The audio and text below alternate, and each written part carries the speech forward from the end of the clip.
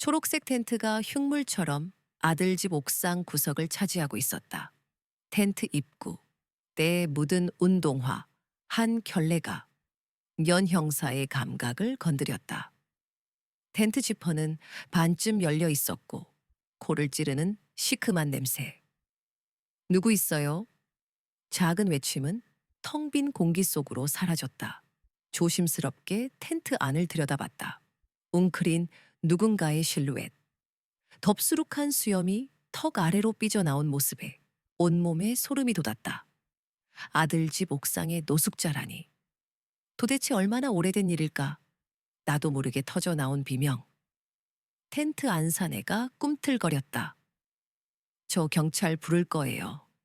떨리는 목소리로 외치며 계단으로 몸을 돌렸다. 발이 엉켰다. 계단 입구에서 발을 헛디뎠다. 쏠리는 몸 그대로 굴렀다. 겨우 몸을 일으키려는데 위에서 무거운 발자국 소리가 들려왔다. 점점 가까워지는 발소리.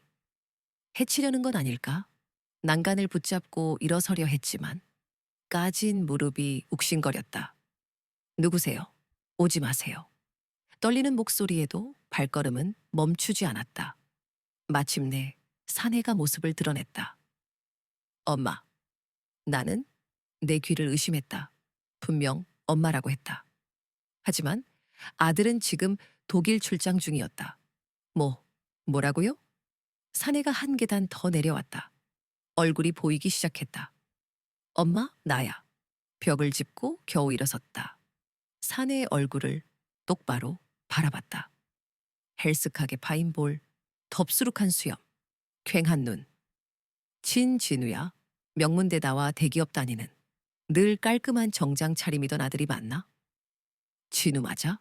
떨리는 손으로 그를 가리켰다. 그의 손끝이 떨렸다. 진우가 고개를 끄덕였다.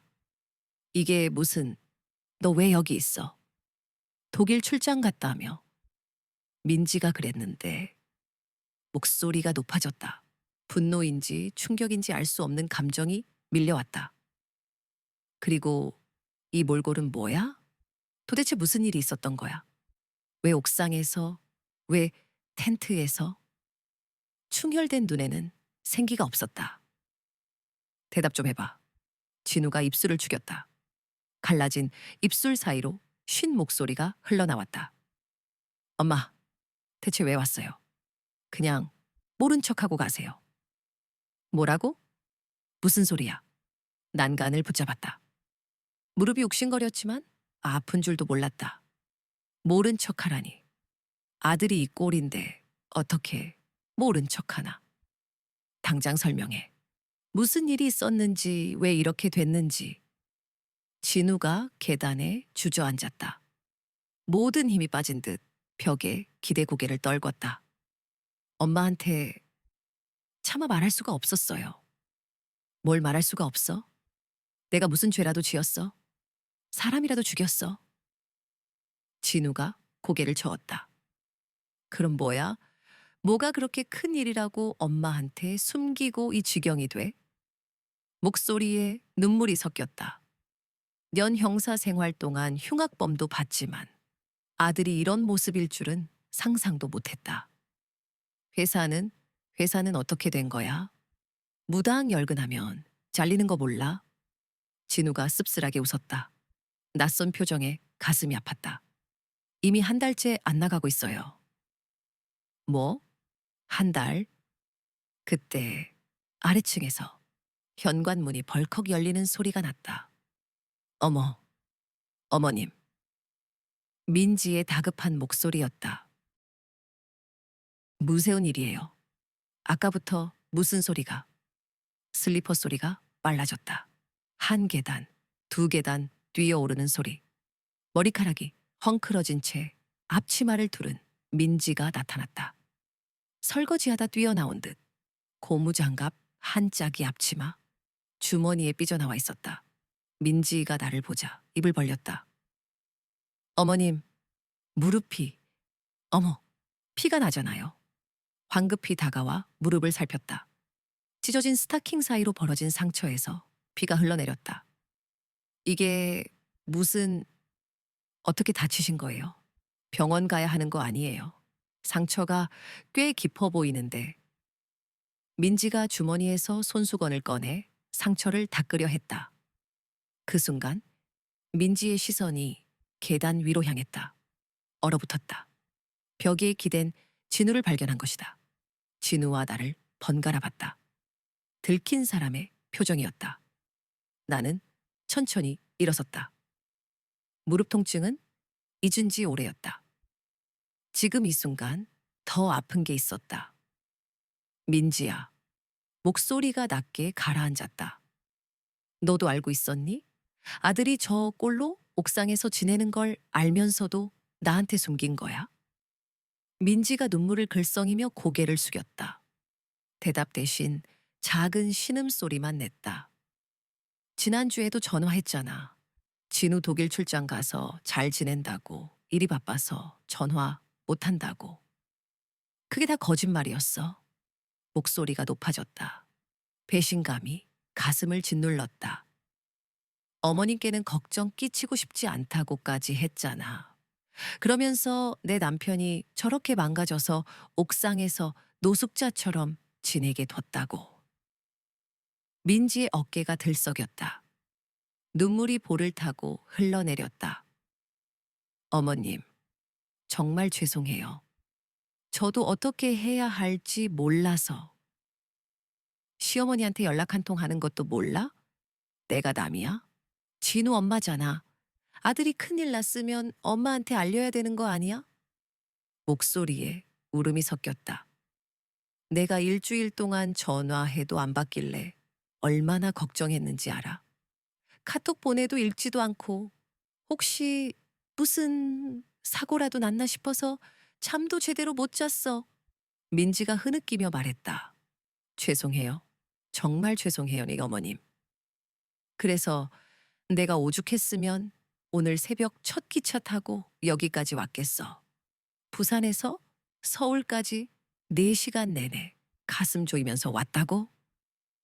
진우가 벽에서 몸을 떼고 한 발 앞으로 나왔다. 엄마, 민지 탓하지 마세요. 제가 시킨 거예요. 뭐? 내가 시켰다고? 진우가 고개를 끄덕였다. 퀭한 눈에 깊은 죄책감이 어려 있었다. 민지도 처음엔 연락드려야 한다고 했는데 제가 막았어요. 왜? 도대체 왜 그런 거야? 무슨 일이 있었기에 엄마한테까지 숨기고 이 지경이 된 거냐고. 그의 숨결이 차가웠다. 어머니 장례식장, 남편은 낯선 여자와 함께였다.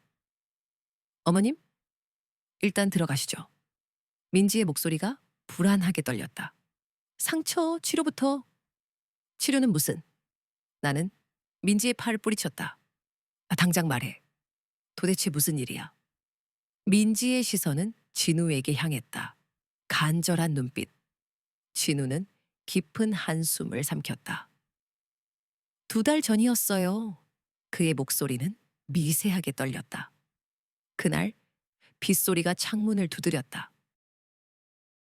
밤시 식탁 위엔 김이, 나는 계란말이가 놓여 있었다. 결혼 연차 진우를 기다리는 시간은 여전히 설렘으로 가득했다. 오늘도 늦네. 휴대폰을 확인했지만 진우에게서는 연락 한 통 없었다. 야근이 잦은 건 익숙했지만 늦는다는 문자 하나쯤은 보내주던 그였다. 시반이 넘어서야 현관문이 열렸다. 하지만 평소와 달랐다. 문이 열리는 삐걱거리는 소리조차 무겁게 느껴졌고 신발을 벗는 그의 동작은 굼떴다. 여보, 왔어? 현관으로 향하던 발걸음이 멈췄다.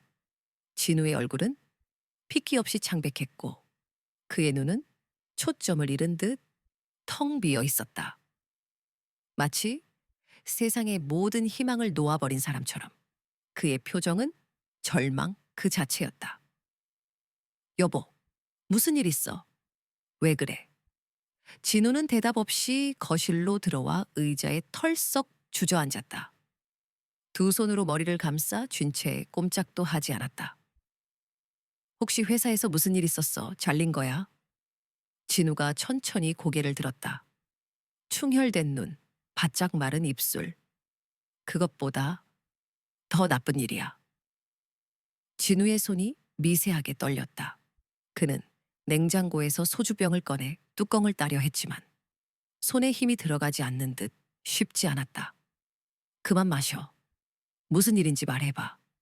진우는 소주병을 입에 댔다. 마치 고통을 잊고 싶다는 듯 술을 들이켰다. 그의 목을 대가 크게 움직였고 살 남자의 눈에서 굵은 눈물이 뚝뚝 흘러내렸다. 여보, 제발 말해봐. 도대체 무슨 일이야? 나 너무 무서워. 진우는 손등으로 거칠게 눈물을 닦았다. 우리 망했어. 이제 다 끝났어. 뭐가 끝났다라는 거야? 똑바로 말해. 진우는 휴대폰을 꺼내 은행 앱을 켰다. 화면에 뜬 계좌 잔액은 원. 이게 뭐야? 왜 잔액이 원이야? 진우가 힘없이 고개를 떨궜다. 보이스피싱? 보이스피싱 당했어. 머릿속이 하얗게 비워졌다. 뭐? 보이스피싱? 오후에 부장님 이름으로 문자가 왔어. 긴급 업무 보고서 확인하라고 링크를 눌렀는데 진우의 목소리가 점점 작아졌다. 마치 죄인이 고해성사하는 것처럼. 그게 가짜였어. 내 계좌 정보가 다 빠져나간 거야. 순식간에, 정말 순식간에 모든 돈이 다리에 힘이 풀려 그 자리에 주저앉았다. 억천만 원. 년 동안 꼬박꼬박 모은 전세 자금이었다. 내년에는 아이도 가질 계획이었는데 모든 게 물거품이 된 것 같았다. 경찰에 신고했어? 진우가 힘없이 고개를 끄덕였다. 퇴근하기 전에 경찰서 갔다 왔어. 근데 해외 서버를 거쳐서 빠져나갔대. 추적도 안 되고 계좌도 대포 통장이고. 사실상 찾기 힘들다고 눈물이 걷잡을 수 없이 쏟아졌다. 그럼 어떻게 해? 다음 달 월세는? 관리비는? 카드값은? 진우는 두 손으로 머리를 쥐어뜯었다. 몰라. 정말 모르겠어. 내가 너무 멍청했어. 어떻게 그런 걸 못 알아봤을까? 자책하지 마. 일단, 대책을 생각해 보자. 하지만 현실적인 대책은 떠오르지 않았다. 통장은 텅 비었고 신용카드 한도도 거의 다 찼다. 부모님께 손을 벌리기는 죽기보다 싫었다. 특히 진우는 어머니께 이 사실을 알리고 싶어 하지 않았다. 엄마한텐 절대 말하면 안 돼. 진우가 떨리는 손으로 내 손을 잡았다. 왜? 어머님께 도움을 요청해야 하는 거 아니야? 안 돼. 절대 안 돼. 엄마가 얼마나 실망하시겠어. 평생 아들 자랑하고 사셨는데 이런 바보 같은 모습 보여드릴 수 없어. 제발. 제발 이것만은 들어줘. 우리가 어떻게든 해결해보자. 진우의 간절한 눈빛에 나는 마지못해 고개를 끄덕였다. 그게 우리의 첫 번째 실수였다. 일주일 후 상황은 더욱 악화됐다. 월세 납부일이 코앞으로 다가왔지만 수중에는 단 한 푼도 없었다. 진우는 은행을 샅샅이 뒤졌지만 낮은 신용 등급 때문에 대출은 번번이 거절당했다. 어느 날 진우가 우편함에서 낯선 명함 한 장을 들고 왔다. 급전 필요하신 분, 당일 무담보, 무보증 시간 상담. 빨간색 굵은 글씨로 쓰인 전화번호가 섬뜩하게 눈에 들어왔다. 이거 혹시 사채 아니야? 나는 불안한 목소리로 물었다. 아니야. 여기 보면 정식 등록 대부업체라고 작게 써 있어. 그리고 우리가 지금 선택의 여지가 있어. 당장 월세 못 내면 쫓겨나는데. 진우는 그날 밤 떨리는 손으로 전화를 걸었다. 나는 옆에서 숨죽인 채 불안하게 지켜봤다. 네 고객님, 1,000만 원이요? 당연히 가능하십니다. 서류도 아주 간단하고요. 내일 바로 입금해 드릴 수 있습니다. 전화 속 남자의 목소리는 지나치게 친절했다. 너무 친절해서 오히려 더 불안했다. 이자는 얼마예요? 진우가 조심스럽게 물었다. 그의 목소리가 미세하게 떨렸다. 한 달에입니다. 하지만 일주일 안에 갚으시면 만받습니다. 숨이 턱 막혔다. 하지만 진우는 이미 결심한 듯 했다. 그의 눈은 굳게 닫혀 있었다. 일주일 안에 갚을게요. 그렇게 우리는 두 번째 실수를 저질렀다. 다음 날, 정말로 1,000만 원이 우리 계좌에 입금됐다. 하지만 곧바로 이상한 일이 벌어졌다. 돈이 입금되자마자 마치 기다렸다는 듯 자동 이체로 1,000만 원이 감쪽같이 빠져나갔다. 이게 뭐야? 진우가 당황해서 대부 업체에 다급하게 전화했다. 아, 그건 수수료와 선이자입니다. 원금은 1,000만 원이고요. 뭐? 그런 얘기 없었잖아요. 계약서에 다 나와 있습니다. 꼼꼼히 확인 안 하셨어요? 그제야 진우는 자신이 또다시 속았다는 것을 깨달았다. 하지만 이미 때는 늦었다. 그의 손끝이 얼음장처럼 차갑게 식어갔다. 무거운 침묵이 방 안을 짓눌렀다. 일주일이 지나도록 보너스는 감감무소식이었다. 애초에 보너스 지급 시기도 아니었다. 진우는 그저 시간을 벌고 싶었을 뿐. 귓가에 웅궁거리는 대부업체 전화. 수화기 넘어 낯선 목소리가 칼날처럼 꽂혔다. 고객님, 돈 갚으셔야죠. 오늘까지 1,000만 원. 이자 포함해서 1,000만 원이라고요? 제가 빌린 건 1,000만 원인데 일주일 지났잖아요. 연체료까지 합쳐서 1,000만 원입니다. 그날 진우의 삶은 지옥으로 변모했다. 하루에도 수십 통씩 울리는 전화벨 소리. 회사에서도 업무는 뒷전이었다. 그리고 일주일 뒤 그들이 집으로 찾아왔다. 민지는 그날의 공포를 잊을 수 없었다. 오후시 초인종이 쉴 새 없이 울려댔다. 대부업체였다. 문 열어요. 민지는 숨을 죽였다. 하지만 그들은 끈질겼다. 안 열면 문 부순다. 우리가 누군 줄 알고 버티는 거야.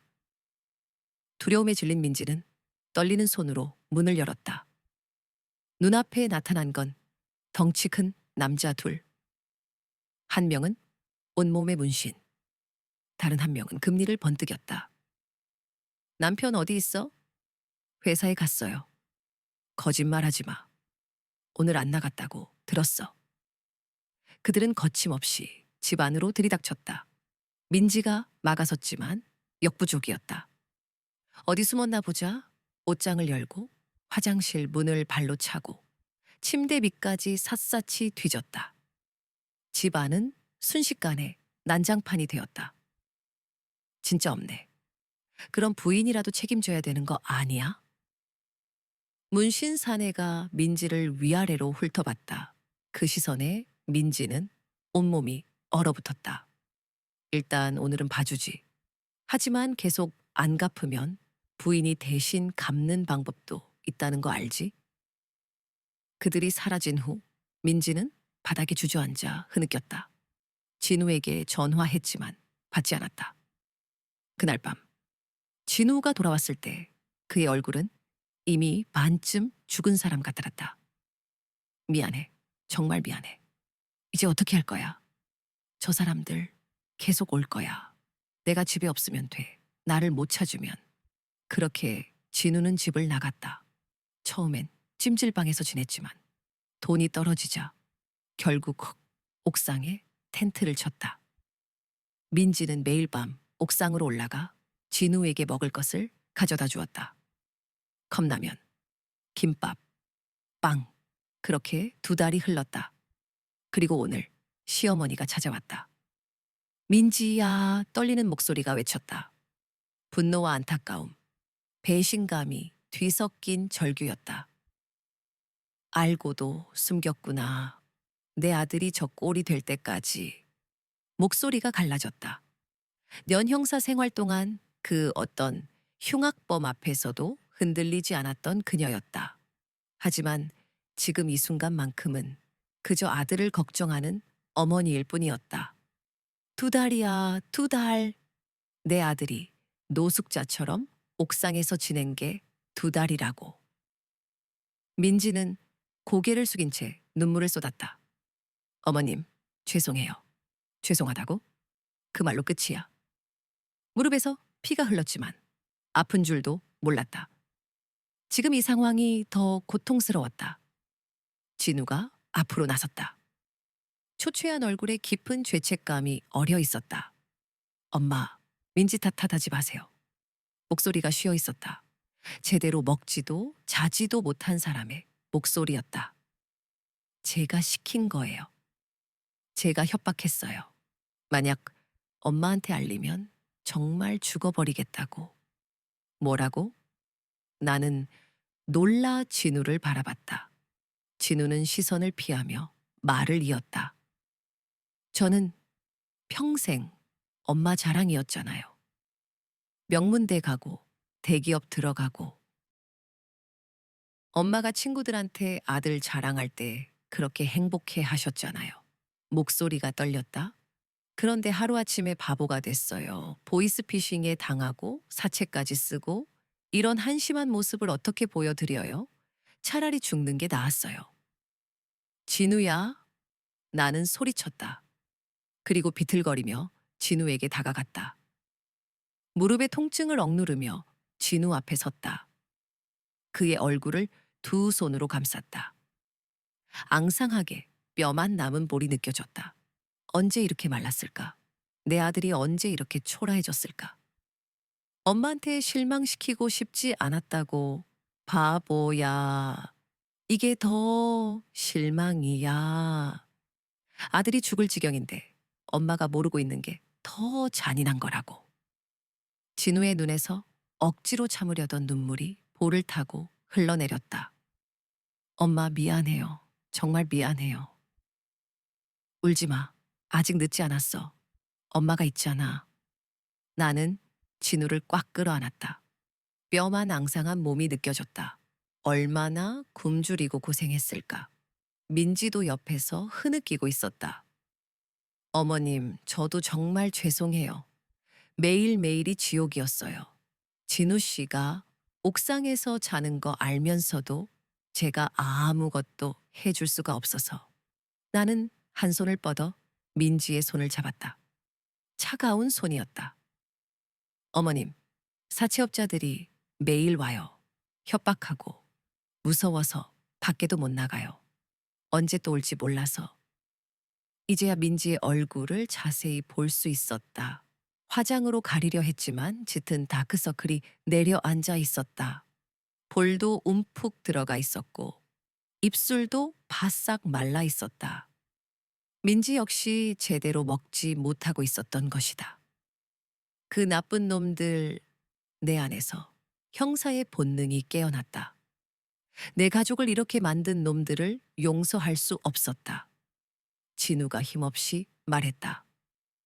엄마, 이제 어떻게 해야 할지 모르겠어요. 빚은 빚대로 불어나고 회사도 한 달째 안 나가서 아마 곧 잘릴 거예요. 회사는 왜 안 나간 거야? 사채업자들이 회사로 찾아온다고 협박해서 상사들이나 동료들한테 알려지면 제 커리어는 끝이에요. 진우는 벽에 기대 주저앉았다. 완전히 지쳐 보였다. 이미 끝났어요. 엄마, 전 이미 끝난 사람이에요. 끝나지 않았어. 나는 단호하게 말했다. 진우야, 너는 피해자야. 피해자가 왜 숨어? 가해자들이 숨어야지. 나는 주머니에서 휴대폰을 꺼내 전화번호를 찾기 시작했다. 엄마 뭐 하시려고? 내 후배한테 전화할 거야. 아직 현직에 있는 형사야. 이런 사건 전문으로 다루는 팀에 있어. 민지가 놀란 눈으로 나를 바라봤다. 어머님이 형사셨어요? 연했어. 은퇴한 지 년 됐지만 아직 현직에 있는 후배들이 많아. 진우도 놀란 표정이었다. 아들에게도 자세히 이야기한 적이 없었으니 그저 공무원이라고만 알고 있었을 것이다. 특히 사채업 관련해서는 내가 전문이었어. 그놈들이 어떻게 움직이는지, 어떤 약점이 있는지 다 알아. 나는 전화를 걸려다 멈췄다. 먼저 확인할 것이 있었다. 진우야, 사채업자들한테 빌린 계약서 있어? 네, 집에 있어요. 녹음한 거나 문자 같은 건? 문자는 많아요. 협박 문자가 하루에도 수십 개씩. 좋아. 그거면 충분해. 민지가 불안한 듯 물었다. 어머님, 그런데 신고하면 그 사람들이 더 나쁘게 나오는 거 아니에요? 저희 집도 알고 제 직장도 알고. 나는 민지를 안심시키듯 말했다. 걱정 마. 내가 다 계획이 있어. 그놈들 합법적으로 처리할 방법이 있어. 그때 진우가 조심스럽게 말했다. 엄마, 근데 우리가 진짜 돈을 빌린 건 맞잖아요. 갚아야 하는 거 아니에요? 나는 진우를 똑바로 쳐다봤다. 진우야, 월이자는 불법이야. 오늘이 며칠인 줄 알아? 굳은 목소리가 귓가를 후려쳤다. 쿵, 쿵, 쿵. 문이 곧 뜯겨 나갈 듯 맹렬한 소리가 울렸다. 소파에서 몸을 일으켰다. 카디건에 숨겨둔 녹음기 단추가 제대로 잠겼는지, 안경은 흘러내리지 않았는지 확인했다. 누구세요? 일부러 목소리를 가늘게 떨었다. 누구긴 누구야. 내 아들놈, 빚쟁이다. 현관으로 천천히 걸어갔다. 숨을 깊이 삼켰다. 체인을 걸고 문을 아주 조금만 열었다. 좁은 틈 사이로 두 그림자가 보였다. 팔뚝 전체에 징그러운 용문신을 새긴 사내, 그리고 기름때 낀 얼굴에 배 나온 중년 남자. 무슨 볼일로 찾아오셨는데요? 볼일, 당연히 돈 받으러 왔지. 용문신이 험악한 얼굴을 더 찡그리며 고함을 질렀다. 내 아들, 돈 갚기로 한 날짜 한참 넘었잖아. 돈은 일부러 말을 질질 끌었다. 아직 준비가 좀 덜 돼서. 뭐? 배 나온 남자가 돼지 멱다는 소리로 비웃었다. 돈 없으면 네 집이라도 내놔야 쓰겄다. 집은 절대 안 돼요. 그럼 돈 내놔, 당장. 그의 손끝이 떨렸다. 잠깐만 기다려요. 금방 가져올게요. 나는 황급히 문을 닫으려 했다. 어딜 도망가려고. 용문신이 억센 손으로 문을 거칠게 잡아챘다. 낡은 체인이 찢어지는 끔찍한 소리가 났다. 놈들이 순식간에 집 안으로 들이닥쳤다. 아무데나 막 찾아오고 정말 너무하네. 순식간에 노련한 연 형사의 얼굴로 돌아왔다. 뭐? 용문신이 어이없다는 표정을 지었다. 사채는 불법인 거 이 양아치들아 몰라? 뭐? 배 나온 남자가 코웃음을 쳤다. 이 늙은이가 헛소리를. 늙은이? 나는 경멸하는 듯 입꼬리를 올렸다. 내가 누군지 알고 함부로 짓거리는 거야? 알긴 뭘 알아. 돈이나 빨리 내놔. 용문신이 험악한 얼굴로 주먹을 휘둘렀다. 나는 가볍게 몸을 틀어 피했다. 경찰에 신고할 거예요. 신고? 마음대로 해봐. 우리가 무서워할 줄 알고. 내 후배들이 지금 밖에서 대기하고 있는데. 나는 품에서 녹음기를 꺼내 켰다. 지금쯤 전부 다 들었겠지. 바로 그때 밖에서 우르르 몰려오는 소리가 들렸다. 경찰이다. 용문신과 배 나온 남자의 얼굴이 순식간에 잿빛으로 변했다. 며칠 전 진우는 굳은 얼굴로 옥상에서 내려왔다. 민지와 함께 당분간 우리 집에서 지내기로 했다고 했다. 엄마, 정말 괜찮겠어? 혹시라도 엄마한테 피해 갈까봐 진우가 잔뜩 걱정스러운 얼굴로 물었다. 괜찮아. 엄마만 믿어. 아무 걱정하지 마. 나는 진우의 어깨를 다독였다. 어머님, 저희도 뭐든 도울 일 있으면 주저 말고 말씀하세요. 민지가 굳게 다짐하며 말했다. 그래. 너희들이 이렇게 옆에 있어주는 것만으로도 엄마는 충분히 힘이 돼. 나는 곧바로 오랜 후배인 석준에게 연락했다. 놈들이 곧 우리 집에 들이닥칠 거야. 알겠습니다, 선배님. 완벽하게 준비하고 기다리겠습니다. 석준의 목소리는 굳게 닫힌 쇠문처럼 단단했다. 그리고 며칠 후 예상대로 놈들이 들이닥쳤다. 진우야, 민지야. 나는 조용히 속삭였다. 이제부터 진짜 시작이야. 네, 어머님. 민지가 내 손을 굳게 잡았다. 그녀의 손은 차가웠다. 엄마, 나도 이제 더 이상 숨지 않고 싸울 거야. 진우의 눈빛이 그 어느 때보다 강렬하게 빛났다. 나는 희미하게 미소를 지었다. 그래, 우리 모두 함께 싸우자. 종로경찰서, 석준의 사무실. 나는 석준에게 그동안 있었던 모든 자초지종을 상세하게 설명했다. 선배님, 정말 너무 위험한 짓을 하셨습니다. 석준이 깊은 주름이 새겨진 얼굴로 걱정스럽게 말했다. 나도 알아. 하지만 어쩔 수가 없었어. 놈들은 지금 유치장에 있습니다. 곧 본격적인 조사에 착수할 겁니다. 놈들이 그 악랄한 보이스피싱 조직과 연결되어 있다는 확실한 증거를 반드시 찾아내야 해. 최선을 다하겠습니다. 석준이 굳게 고개를 끄덕였다. 며칠 후 드디어 석준에게서 기다리던 전화가 왔다. 선배님, 드디어 결정적인 증거를 찾아냈습니다. 정말이야? 나는 몸을 일으켰다. 네. 놈들이 그 보이스피싱 조직으로부터 피해자들의 개인정보 명단을 건네받았다는 명백한 증거입니다. 아주 잘했어, 석준아. 나는 터져 나오려는 기쁨을 간신히 억눌렀다. 이제 그 악질적인 놈들을 완전히 끝장낼 수 있습니다. 그래, 더 이상 억울한 피해자가 나오지 않도록 해야 해. 사건은 그 후 일사천리로 진행되었다. 놈들은 결국 보이스피싱 조직과 함께 모조리 검거되었다.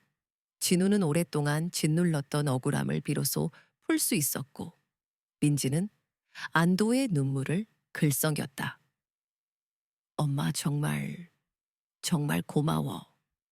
진우가 뜨거운 눈물을 글썽이며 나를 꽉 끌어안았다. 고맙긴 뭐가 고마워. 내 아들인데 당연히 도와줘야지. 어머님 덕분에 저희가 이렇게 살았습니다. 민지가 진심으로 감사의 인사를 전했다. 나는 진우와 민지를 번갈아 바라보며 따뜻한 미소를 지었다. 내 사랑하는 아들, 그리고 내 곁을 든든히 지켜주는 며느리. 이제부터는 정말 행복하게 살아갈 일만 남았다. 사건이 완전히 해결된 후 나는 다시 평범하고 조용한 일상으로 돌아왔다. 하지만 마음 한구석에는 여전히 희미한 불안감이 남아 있었다. 그 끔찍한 보이스피싱 조직은 상상 이상으로 뿌리 깊은 범죄 집단이었다. 언제 또 다른 무고한 피해자가 생겨날지 모르는 일이었다. 어느 날 석준에게서 다시 전화가 걸려왔다. 선배님, 드릴 말씀이 있습니다. 그의 목소리가 무겁게 가라앉아 있었다. 무슨 일이야? 그 보이스피싱 조직의 배후에 훨씬 더 거대한 손이 숨어 있다는 사실을 알아냈습니다. 내 심장이 쿵 하고 차갑게 내려앉았다. 더 거대한 손이라니? 네, 단순한 범죄 조직이 아닙니다. 정치인, 기업인까지 깊숙이 연루된 거대한 비리 사건입니다. 세상이 정말 썩었어. 나는 씁쓸하게 중얼거렸다. 저희 힘으로는 도저히 감당하기 힘든 사건입니다. 석준이 난감한 표정으로 말했다. 그럼, 그럼 이제 어떻게 해야 하지? 선배님의 도움이 절실히 필요합니다. 나는 잠시 깊은 생각에 잠겼다. 비록 지금은 은퇴했지만 뼛속까지 년 형사였던 내 안에는 아직 뜨거운 정의감이 끓어오르고 있었다. 좋아, 내가 돕겠어. 나는 굳게 결심했다. 다시 한번 힘을 내보자. 석준과 나는 다시 한번 굳게 손을 잡고 그 거대한 비리 사건에 맞서 싸우기로 맹세했다. 이번 싸움은 이전보다 훨씬 더 위험하고 힘든 싸움이 될 것이다. 하지만 나는 조금도 두려워하지 않았다. 내 안에는 진실을 밝히고 정의를 실현하려는 뜨겁고 강렬한 열정이 맹렬하게 타오르고 있었다. 진우야, 민지야, 나는 조용히 말했다. 아직 세상이 여럿이 우리를 필요로 하는 것 같아. 진우와 민지는 아무 말 없이 나를 그저 말없이 바라봤다. 그들의 눈빛에는 깊은 걱정과 함께 굳건한 믿음이 가득 어려 있었다. 엄마, 저희도 함께 싸울게요. 진우가 결연한 표정으로 말했다. 어머님, 저희도 어머님께 힘이 되어 드릴게요. 민지가 내 손을 따뜻하게 감싸 쥐었다. 나는 희미하게 미소를 지었다. 내 사랑하는 아들, 그리고 내 곁을 든든하게 지켜주는 며느리. 그들과 함께라면 그 어떤 험난한 어려움도 능히 이겨낼 수 있을 것이다. 우리는 다시 한번 정의를 향해 힘차게 나아갈 것이다. 세상이 우리를 필요로 하는 한 우리는 절대 멈추지 않을 것이다. 돈 준비됐겠지? 쿵쿵쿵. 현관문이 묵직하게 울렸다. 어제보다 억센 두드림에 나는 소파에 앉아 숨을 골랐다. 손끝이 떨렸다.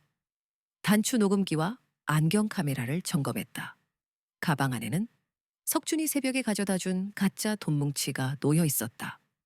위아래에만 진짜 10,000원권, 속은 온통 종이었다. 겉보기엔 완벽했다. 휴대폰을 확인하니 석준에게서 문자 한 통. 옆집 대기 중 복도에 형사 배치 완료. 심호흡 후 문을 열었다. 예상대로 용문신 남자와 어제 그 스킨헤드 배 나온 남자. 그리고 처음 보는 대후반 남자가 굳은 얼굴로 서 있었다. 민지가 말한 그대로였다. 아들은 어디 갔어? 스킨헤드의 눈이 번들거렸다. 할머니, 딴 맘 먹은 건 아니겠지. 나는 태연하게 답했다. 딴 맘은 무슨. 돈 때문에 불렀으면 줘야지. 배 나온 남자가 낄낄거렸다. 역시 할머니는 다르다니까. 용문신 남자가 말을 받았다. 자, 그럼 돈부터 볼까? 나는 가방을 열어 돈 뭉치를 꺼냈다. 일부러 묵직하게 놈들 앞에 던졌다. 여기 있어, 전부 다. 배에 나온 남자가 돈을 움켜쥐었다. 냄새를 맡는 신용을 하더니 음흉하게 웃었다. 진짜 돈인지 확인 좀 해볼까? 스킨헤드가 돈 뭉치를 빼앗아 흩어보려 할 때 거기까지. 복도에서 우렁찬 목소리가 터져 나왔다. 동시에 석준과 형사들이 들이닥쳤다. 순식간에 놈들은 속수무책으로 붙잡혔다. 뭐야? 이게 무슨 짓이야? 배 나온 남자가 발버둥 쳤지만 허사였다. 용문신 남자는 어리둥절한 표정을 지었다. 나는 자리에서 일어나 놈들을 내려다봤다. 너희들, 이제 꼼짝없이 잡혔어. 스킨헤드는 얼굴이 빗기 없이 하얗게 질려 있었다. 할머니, 당신 대체... 나는 싸늘하게 웃었다. 내가 누군지 궁금해? 나는 네 아들 때문에 인생 망가진 사람들의 복수를 하러 온 사람이야. 그날 놈들은 현장에서 체포되었다. 불법 고금리 대출, 악질적인 보이스피싱 연루, 끔찍한 협박 등 혐의는 다양했다. 특히 용문신 남자는 거대한 보이스피싱 조직의 중간 간부였다. 결정적인 증거는 카카오톡 메시지였다. 사건은 일사천리로 진행되었다. 놈들은 구속되었고 베일에 가려졌던 보이스피싱 조직의 실체가 서서히 드러나기 시작했다. 진우는 억울함을 풀고 다시 직장에 복귀할 수 있었다. 다른 피해자들도 용기를 내어 증언에 나섰다. 며칠 후 나는 석준과 함께 법원에 있었다. 놈들의 재판이 시작되는 날이었다. 법정 안에는 피해자들과 가족들이 가득 들어차 있었다. 놈들은 고개를 숙인 채 피고인석에 앉아 있었다. 나는 그들의 얼굴을 하나하나 쏘아봤다. 뉘우침은 찾아볼 수 없었다. 재판은 예상대로 진행되었다.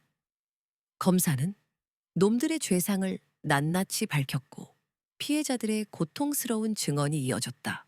놈들은 그저 시키는 대로 했을 뿐이라고 뻔뻔하게 주장했다. 판사는 단호한 목소리로 말했다. 피고인들은 사회에 심각한 악영향을 끼치는 중대한 범죄를 저질렀습니다. 죄질이 극히 불량함으로 엄중한 처벌을 내릴 수밖에 없습니다. 결국 놈들은 모두에게 중형이 선고되었다. 용문신 남자는 연형, 스킨헤드와 배 나온 남자는 각각 연형을 선고받았다. 법정 안에서는 참았던 환호성이 터져나왔다.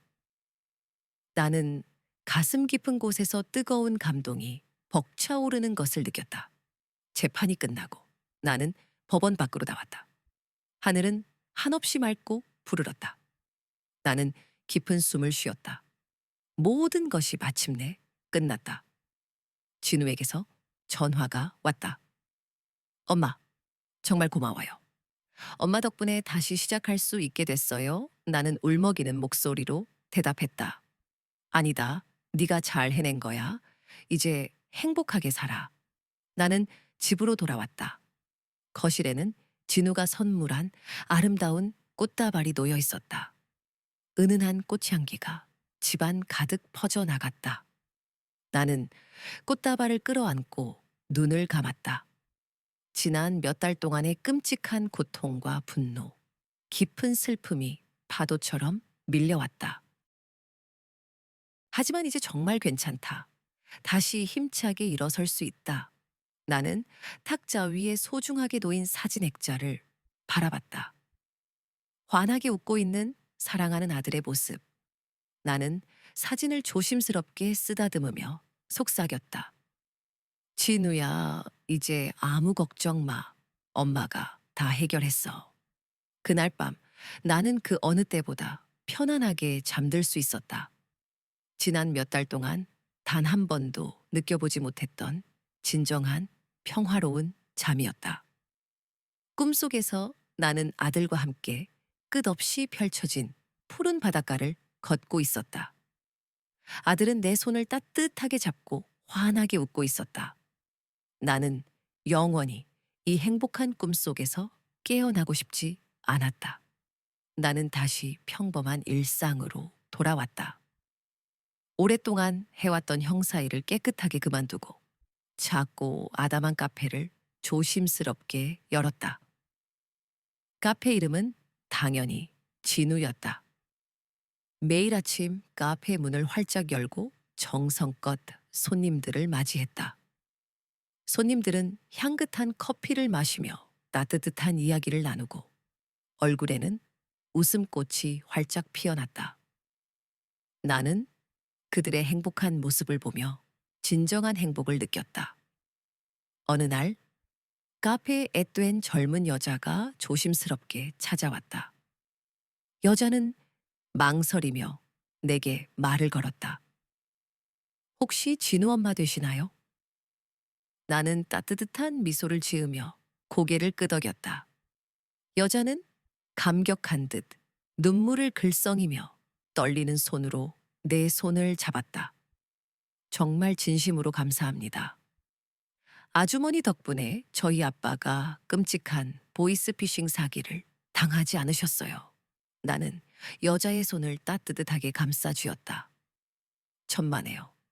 당연히 해야 할 너무나 당연한 일을 했을 뿐이에요. 여자는 연신 고개 숙여 감사 인사를 하고 카페를 나섰다. 나는 여자의 뒷모습을 따뜻하게 바라보며 흐뭇한 미소를 지었다. 앞으로도 계속 다른 사람들을 도우며 살아갈 것이다. 그것이 내가 사랑하는 아들에게 해줄 수 있는 최선의 아름다운 선물일 것이다. 나는 커피 머신을 정성껏 작동시켰다. 향긋한 커피 향기가 카페 안을 가득 채웠다. 나는 따뜻한 커피 한 잔을 들고 햇살이 잘 드는 창가에 앉았다. 창밖에는 눈부시게 따스한 햇살이 쏟아지고 있었다. 나는 따스한 햇살을 온몸으로 맞으며 향긋한 커피를 천천히 마셨다. 커피는 쌉쌀하면서도 달콤했다. 마치 내 인생처럼. 나는 다시 한번 탁자 위에 놓인 소중한 사진 액자를 따뜻하게 바라봤다. 액자 속 아들은 여전히 환하게 웃고 있었다. 나는 사랑하는 아들에게 마음속으로 속삭였다. 진우야, 엄마는 이제 정말 괜찮아. 그리고 엄마는 네가 정말 너무나 자랑스러워. 나는 영원히 아들을 뜨겁게 사랑할 것이다. 그리고 사랑하는 아들을 위해, 이 세상을 위해, 더욱더 나은 사람이 되기 위해 끊임없이 노력할 것이다. 그것이 바로 내가 살아가는 단 하나의 이유다. 나는 다시 따뜻한 커피를 천천히 마셨다. 커피는 여전히 쌉쌀하면서도 달콤했다. 그리고 나는 진심으로 행복했다. 아이고, 오셨어요? 문을 활짝 열자 스킨헤드가 날카로운 눈빛으로 쏘아봤다. 할머니, 오늘 태도가 다르네. 어제는 벌벌 떨더니 돈 준비했으니까요. 빨리 끝내고 싶어서. 세 명이 거실로 들어섰다. 젊은 사내가 집안을 훑어보며 혀를 찼다. 형, 여기 괜찮은데? 이거 몇 억은 되겠어. 배 나온 사내가 소파에 털썩 앉으며 빈정거렸다. 그러게. 할머니가 돈이 없는 게 아니라 안 주는 거였네. 그래서 돈 준비했어. 네. 근데 10,000원밖에 못 구했어요. 문신이 새겨진 팔뚝이 테이블을 내리쳤다. 둔탁한 소리에 화분이 흔들렸다. 뭐? 10,000원? 장난해? 10,000원이라고 했잖아. 한 번에 그렇게 큰 돈을 어떻게 구해요? 일단 10,000원 드리고 나머지는 조금씩. 젊은 사내가 비웃으며 앞으로 다가갔다. 손가락으로 장식품을 건드렸다. 이거 비싸 보이는데? 이런 거 팔면 되잖아. 그건 돌아가신 남편 유품이에요. 마트에서 산 싸구려였지만 나는 절박하게 거짓말을 했다. 배 나온 사내가 차갑게 쏘아봤다. 남편 유품? 그게 우리랑 무슨 상관이야? 그의 눈빛은 섬뜩했다. 이 사람들도 처음엔 할머니처럼 10,000원씩 갚겠다라고 했어. 결과가 어떻게 됐는지 보여줘? 위협적인 말, 동시에 폭행을 암시하는 증거. 안경 카메라가 모든 걸 담고 있다. 알겠어요. 더 구해볼게요. 일단 10,000원 먼저 떨리는 손으로 가방을 열었다. 겉에만 진짜 돈을 두른 뭉치를 테이블 위에 놓았다. 나머지는 언제까지 줄 거야? 일주일만 더 주세요. 일주일? 너무 긴데. 배 나온 사내가 돈 뭉치를 챙기며 낮게 으르렁거렸다. 일 안에 다 준비해. 안 그러면 그는 주먹을 꽉 쥐었다. 할머니도 아들도 무사하지 못할 거야. 바로 그때 내가 낮게 읊조렸다. 무사하지 못하는 건 너희들이지. 떨리던 목소리가 순식간에 날카롭게 변했다. 세 명이 경악한 표정으로 나를 쳐다봤다. 뭐? 할머니, 지금 뭐라고 했어? 불법 고금리 협박, 폭행 암시까지 이 할망구가 정신이 나갔나? 정신 멀쩡해. 그리고 나 그냥 할망구 아니야. 나는 주머니에서 빛바랜 경찰 신분증을 꺼내 흔들었다. 은퇴했지만 명예 형사증이야. 경찰 출신이야. 년 형사 했어. 세 명의 얼굴이 핏기 없이 하얗게 질렸다. 젊은 사내가 주먹을 움켜쥐고 달려들듯 외쳤다. 가만 안 둬. 그 순간 현관문이 굉음을 내며 열렸다. 경찰이다. 움직이지 마. 석준과 형사들이 우르르 몰려 들어왔다. 복도에 숨어 있던 형사들도 동시에 들이닥쳤다. 전원 손머리 위로. 문신이 새겨진 놈이 창문으로 달려갔다. 하지만 이미 창밖에도 경찰들이 포위하고 있었다. 꼼짝 마. 배 나온 사내는 털썩 주저앉았다. 체념한 듯 두 손을 번쩍 들었다. 젊은 사내는 악에 바친 목소리로 저항했다. 우리가 뭘 잘못했어? 정당한 채권 추심이야. 정당한 채권 추심. 내가 코웃음을 쳤다. 월이자가 정당해? 보이스피싱 피해자 명단 사서 노리는 게 정당해? 석준이 냉정하게 수갑을 채웠다. 대부업법 위반, 폭력 행위 등 처벌에 관한 법률 위반, 공갈, 협박, 죄목이 줄줄이네요. 나는 싸늘하게 덧붙였다. 너희 휴대폰에 피싱팀 전체 카톡방 있지. 그것도 다 찍어뒀어. 스킨헤드의 얼굴이 더욱 창백해졌다. 그건 아무것도 아니야. 아무것도 아닌지는 조사해보면 알겠지. 석준이 능숙하게 그들의 휴대폰을 압수했다.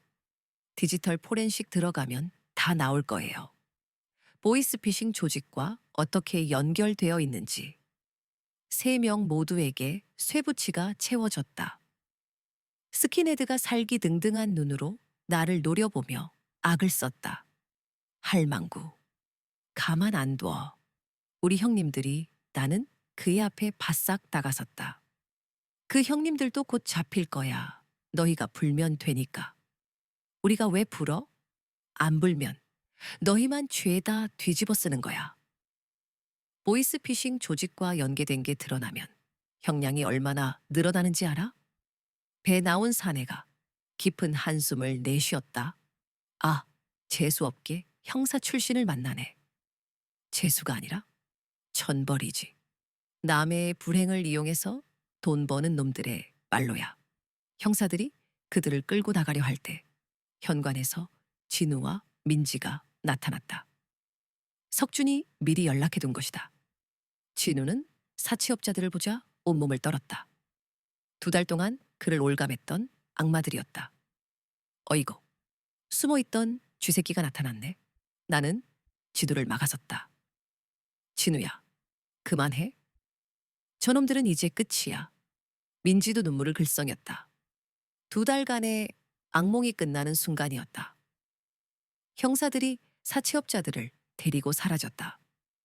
석준이 나에게 다가와 깍듯이 인사했다. 선배님, 정말 수고하셨습니다.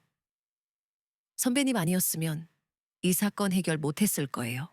무슨 소리야? 너희들이 도와줘서 가능했지. 저희가 뭘 했나요? 선배님이 다 하신 거죠. 증거 수집부터 체포까지 석준이 진우에게 감탄하듯 말했다. 어머님이 대단한 분이십니다. 연 경력이 괜히 있는 게 아니에요. 진우가 복잡한 눈빛으로 나를 바라봤다. 죄송함과 감사함, 그리고 존경이 뒤섞인 눈빛이었다. 엄마 정말 감사해요. 그리고 죄송해요. 이제 그만 됐어. 다 끝났으니까. 석준이 서류를 정리하며 말했다.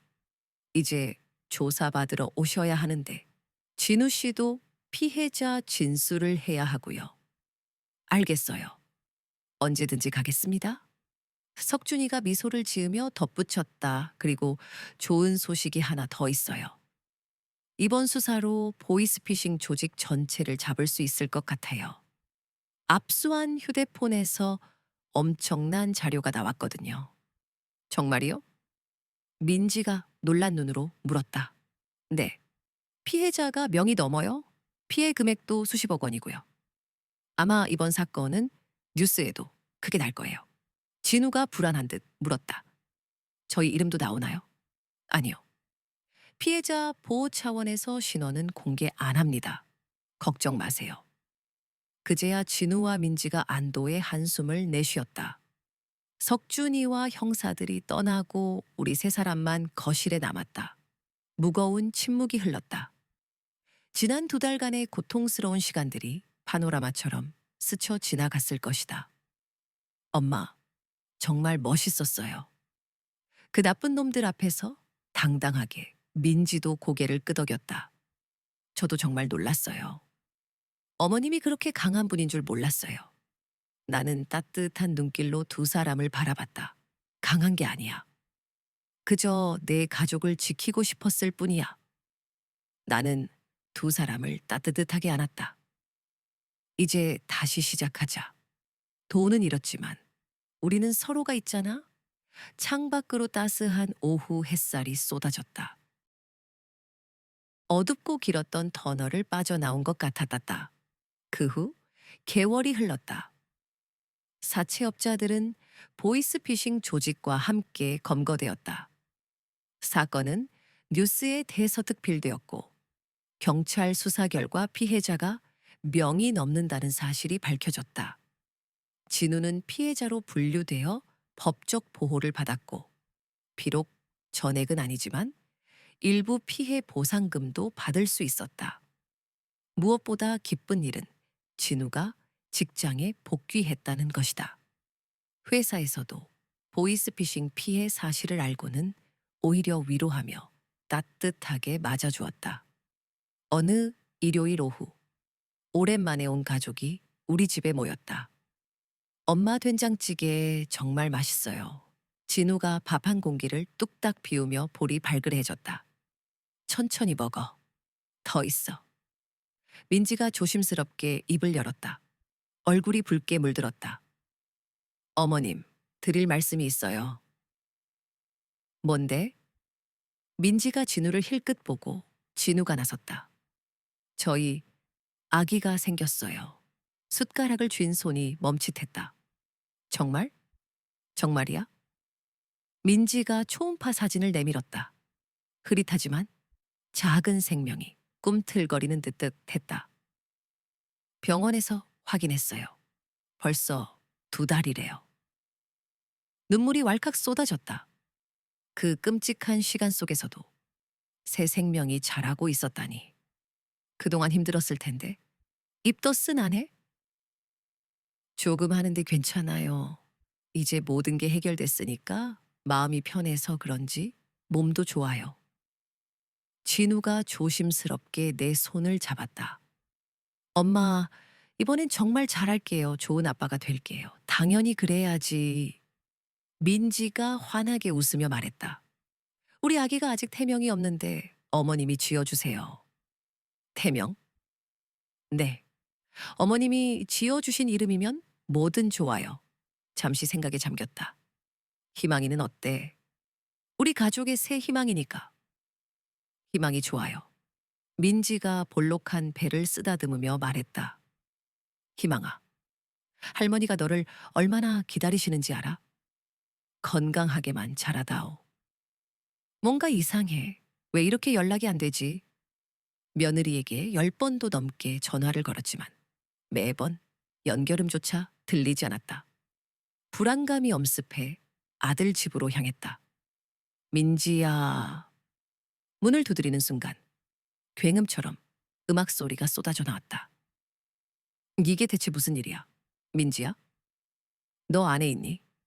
목이 쉴 정도로 소리쳤지만 음악 소리에 묻혀 허공을 맴돌았다. 경찰서죠? 신고해야 할 것 같은데요. 분후 요란한 사이렌 소리와 함께 경찰차가 도착했다. 응급 상황일 가능성이 있어서 어쩔 수 없습니다. 장비를 가져와서 문을 열어 보겠습니다. 드디어 굳게 잠긴 문이 열렸다. 그 순간 다리에 힘이 풀려 주저앉을 뻔했다. 오늘 들려드릴 이야기는 아들을 잃고 그 뒤에 숨겨진 믿을 수 없는 진실을 마주하게 된 한 어머니의 절망적인 기록입니다. 나에겐 자랑스러운 아들이 있었다. 사례 서울 강남 대형 로펌에서 파트너 변호사 자리에 오른 민수였다. 어릴 때부터 영특했던 녀석은 쉼없이 공부에 매진해 명문대에 진학했고 사법고시에 당당히 합격한 후 승승장구하며 로펌의 핵심 인재로 자리매김했다. 젊은 나이에 벌어들인 돈은 상상 이상이었다. 강남의 번듯한 신축 아파트, 여러 개의 통장에 든 거액의 예금, 고액의 생명보험까지. 주변 사람들의 부러움을 한 몸에 받는 성공한 변호사였다. 동네 카페에서 친구들과 차를 마실 때면 늘 비슷한 이야기가 오갔다. 아이고 박씨 너무 부럽다. 아들 하나 정말 잘 뒀네. 그러게. 어머? 변호사라니. 우리 아들은 언제 저렇게 될까? 친구들의 진심 어린 부러움에 어깨가 으쓱해졌다. 어릴 때부터 그렇게 공부하더니 아주 승승장구했어. 요즘 젊은 변호사들 중에 그만 안 해 드물다던데. 아휴 아니야. 그냥 운이 좋았겠지. 뭐. 에이 그래도 부모가 뒷바라지를 잘해줘야지. 박 씨가 얼마나 고생했는데. 내가 뭐 대단한 걸 해줬다고 겸손하게 말했지만 속으로는 아들에 대한 자부심으로 가득 찼다. 근데 며느리는 어떤 애야? 예쁘니? 응, 예쁘긴 한데 좀 어려. 나이가 민수보다 한참 어려서 처음엔 걱정했어. 그래도 변호사 아내 자리 꽤 찼으니 행복하겠네. 정말 팔자 좋다. 아들 하나로 평생 걱정 없겠네. 그러게. 이제 손주만 보면 되겠어. 변호사 손주라니 얼마나 똑똑할까. 그래도 조심해야 할 게 있어.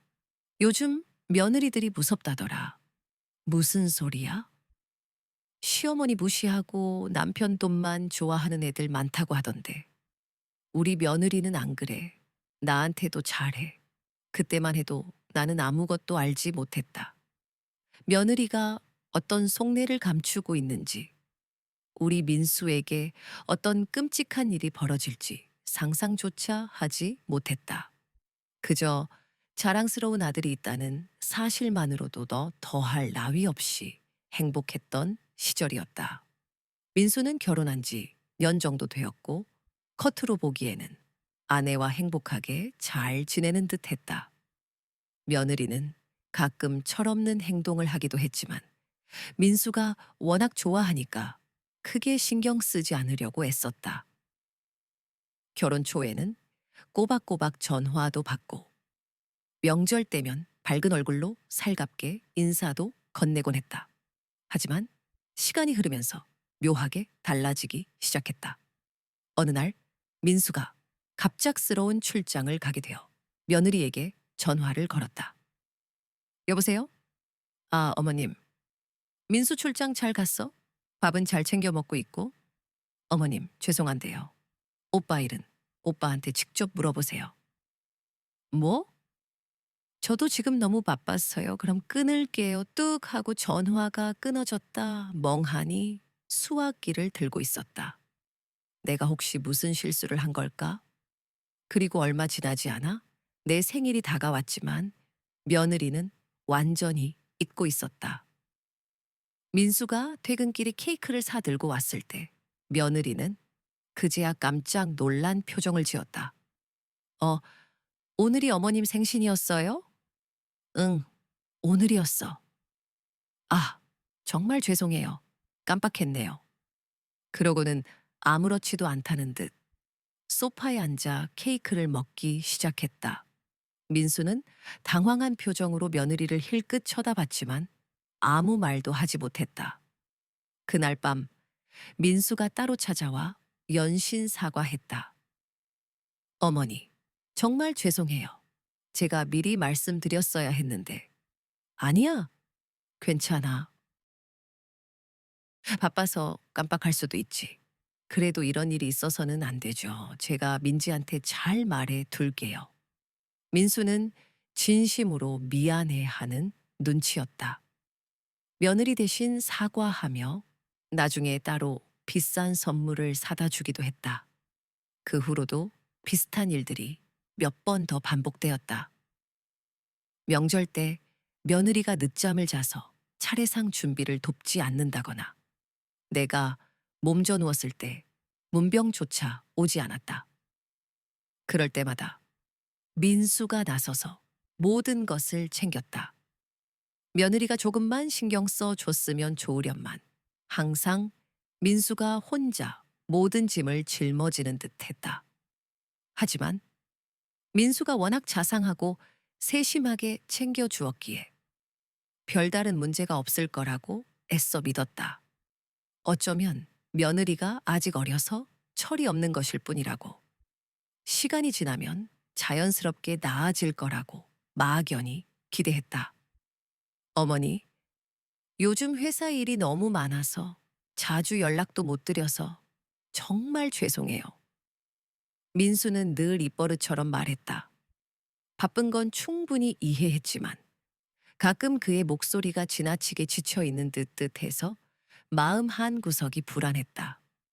너무 무리하지 마라. 건강이 최우선이야. 네, 어머니. 알겠어요. 그의 마지막 숨소리가 희미하게 떨렸다. 어머님, 어머님. 찢어지는 며느리의 절규가 새벽의 침묵을 꿰뚫었다. 왜 무슨 일이니? 잠결에 웅걸거린 내 질문에 며느리는 흐느꼈다. 오빠가 숨을 쉬지 않아요. 온 세상이 하얗게 물드는 듯 했다. 뭐라고? 무슨 소리야 지금?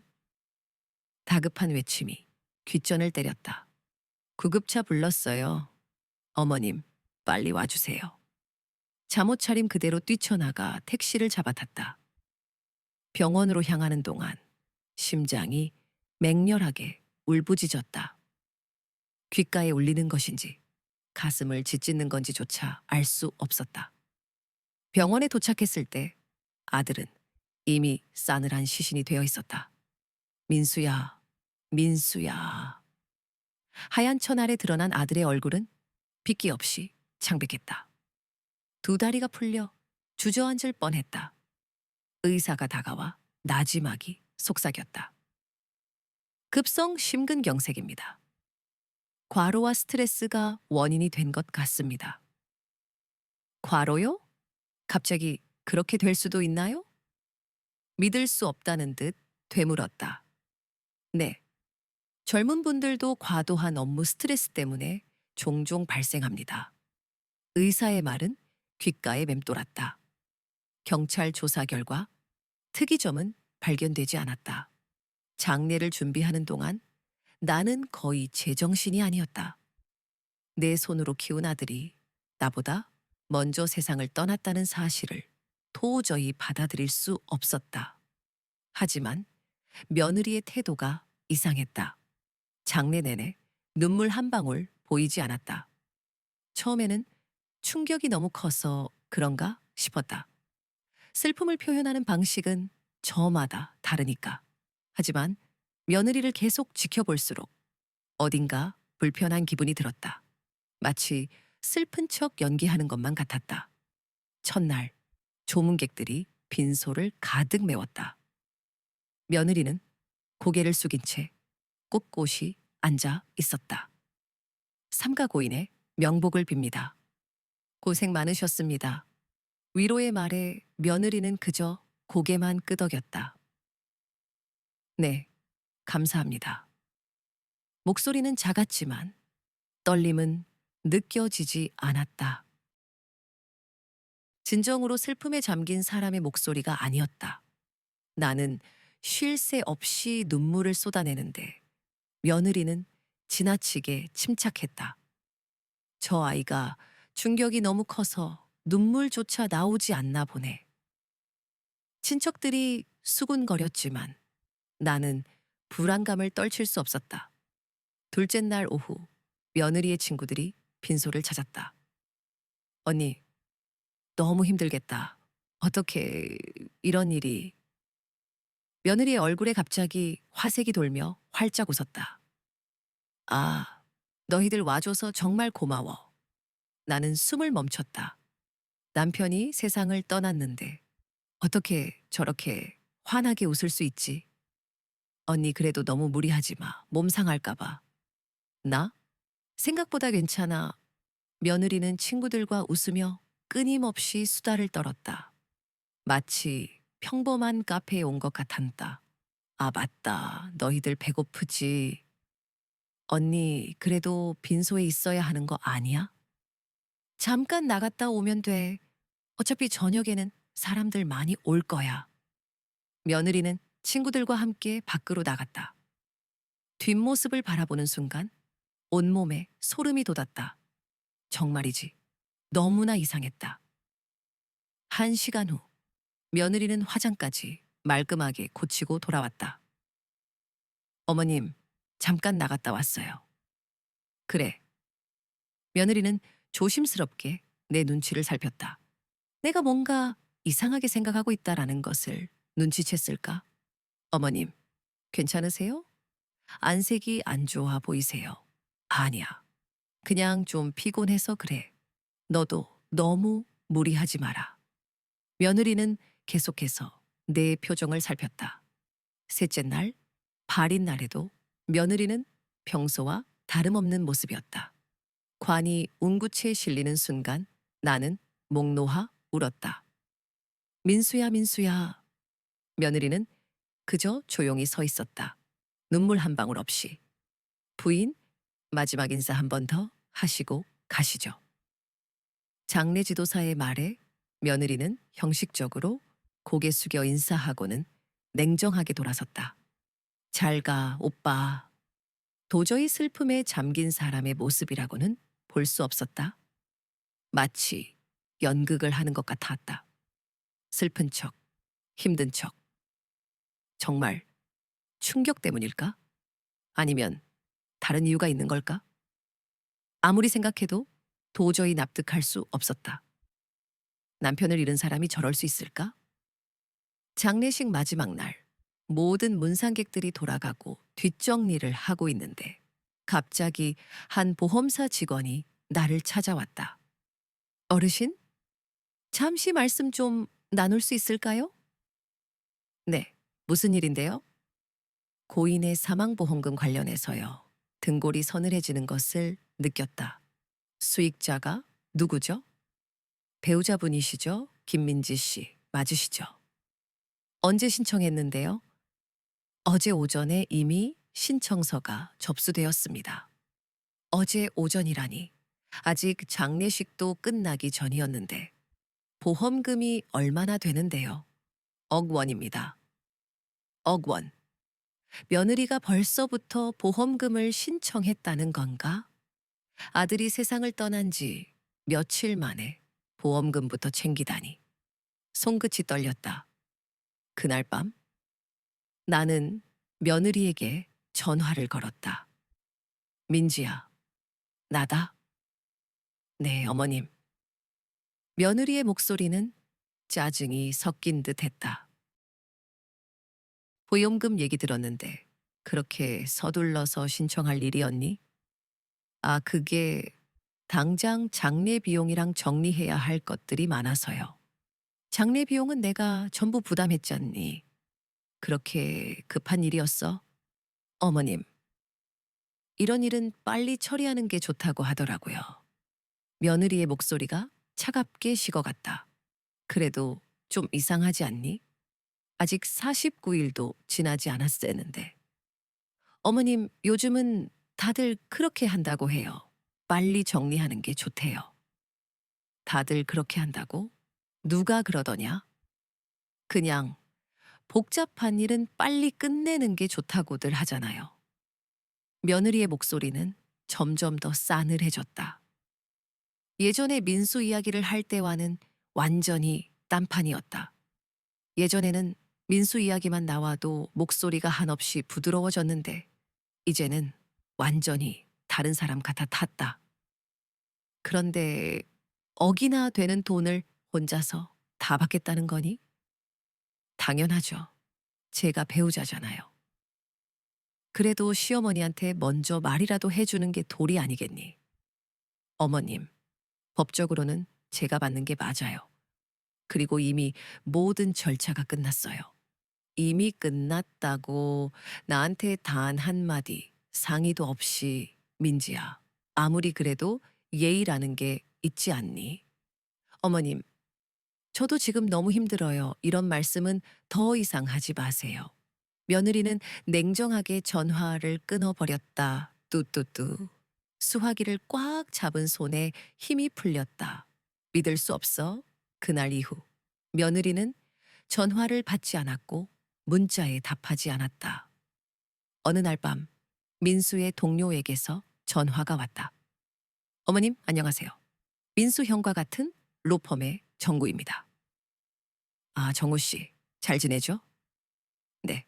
어머님, 실은 이상한 이야기를 들어서요. 말씀드려야 할지 고민하다가 가슴이 철렁 내려앉았다. 무슨 이야긴데요? 민수 형이 최근에 자주 불안해했다고 합니다. 회사 동료들 사이에 소문이 돌았는데 불안해해? 우리 민수가 뭘 불안해?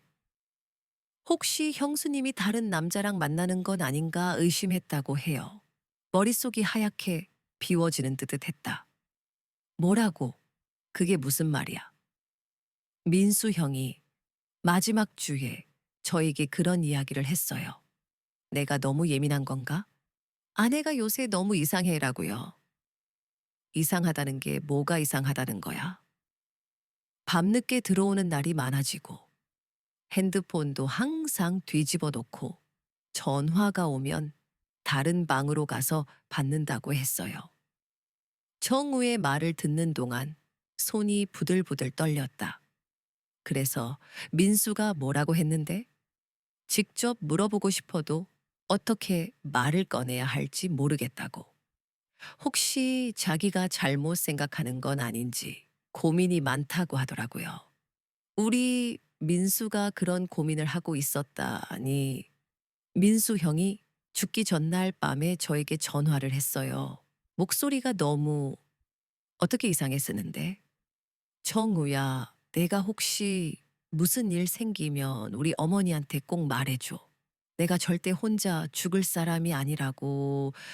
온몸에 소름이 돋았다. 민수가 네. 그때는 그냥 회사 일 때문에 스트레스 받아서 하는 말인 줄 알았는데 이렇게 갑자기 돌아가시니까 전화를 끊고 나서 멍하니 앉아 있었다. 민수가 불륜을 의심하고 있었다는 것. 죽기 전날 밤에 그런 말을 했다는 것. 모든 게 이상하게 맞아떨어지는 것 같았다. 설마 정말 그런 건 아니겠지. 하지만 마음 한구석에서는 이미 의심이 자라나고 있었다. 며느리의 태도, 보험금을 그렇게 빨리 신청한 것, 장례식 내내 눈물 한 방울 흘리지 않았던 것. 이 모든 것들이 우연의 일치일까? 그날 밤 잠을 이룰 수 없었다. 민수의 얼굴이 자꾸 떠올랐고 전구가 한 말이 귓가에서 맴돌았다. 다음 날 아침 경찰서로 향했다. 저희 아들 사건 좀 더 자세히 조사해 주실 수 있나요? 담당 형사는 피곤한 표정으로 서류를 뒤적였다. 어머니, 이미 부검도 끝났고 사인도 명확합니다. 급성 심장마비예요. 그런데 뭔가 이상한 점이 많아서요. 며느리 행동도 그렇고. 요즘 젊은 사람들 스트레스가 얼마나 심한지 아세요? 변호사면 더 심하겠죠. 형사는 마치 뻔한 일이라는 듯이 말했다. 그 순간 깨달았다. 이 사람은 처음부터 관심이 없구나. 저희 팀에만 해도 하루에 10건 넘게 들어와요. 모든 사건을 다 파헤칠 수는 없어요. 아, 그러니까 우리 민수는 그냥 사건 중 하나였던 거죠. 하지만 며느리가 장례식 때 눈물 한 방울 안 흘렸어요. 그리고 보험금도 그렇게 빨리. 어머니, 사람마다 슬픔을 표현하는 방식이 다르잖아요. 그리고 보험금 신청하는 건 당연한 거고, 형사는 정말 듣고 싶어 하지 않았다. 귀찮다는 표정이었다. 형사님, 제발 한 번만 더 자세히 봐주세요. 정말 이상한 게 많아요. 저희도 할 일이 많아요. 확실한 증거 신기 없이는 재수사하기 어렵습니다. 그때 옆에서 나이든 형사가 끼어들었다. 솔직히 말씀드리면은 이런 경우가 한두 번이 아니에요. 가족분이 돌아가시면 유족들이 다 의심부터 하시거든요. 의심이 아니라 정말 이상하다고요. 특히 시어머니들이 며느리를 많이 의심하시는 경우가 많아요. 그제야 알았다. 경찰은 정말 도와줄 생각이 없구나. 귀찮으니까 빨리 마무리하고 싶은 거구나. 민수야, 경찰이 안 도와주면 엄마라도 나서야지.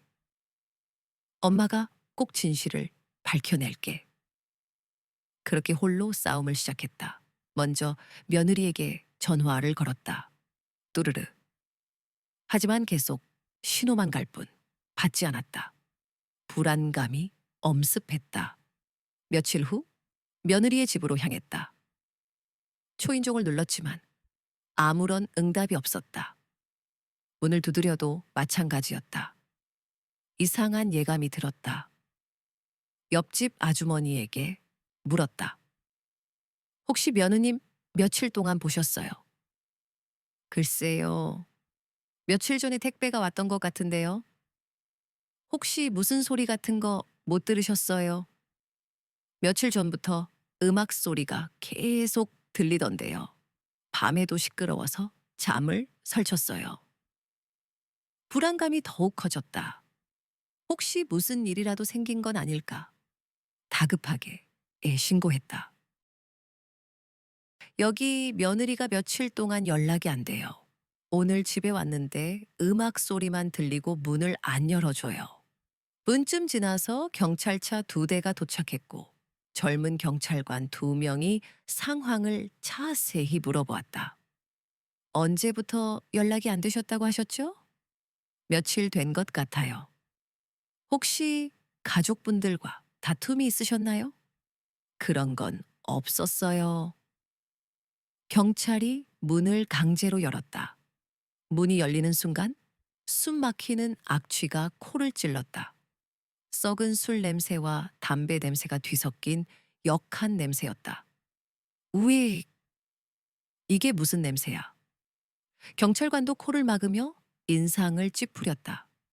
거실은 완전히 쓰레기장이었다. 피자 상자, 와인병, 담배꽁초가 흩어져 있었고 바닥에는 맥주 캔이 굴러다니고 있었다. 이게 뭐야? 벽에 걸려있던 아들의 사진은 온데간데 없이 사라져 있었다. 충격적인 것은 그 다음이었다. 소파에 반쯤 누운 며느리가 와인잔을 흔들며 나를 똑바로 바라봤다. 붉어진 눈, 풀린 동공. 야, 누구야? 저 할머니? 상의를 벗고 있던 남자가 건방지게 말했다. 민지야, 너 왜 이러고 있는 거야? 전화를 몇 번을 했는데.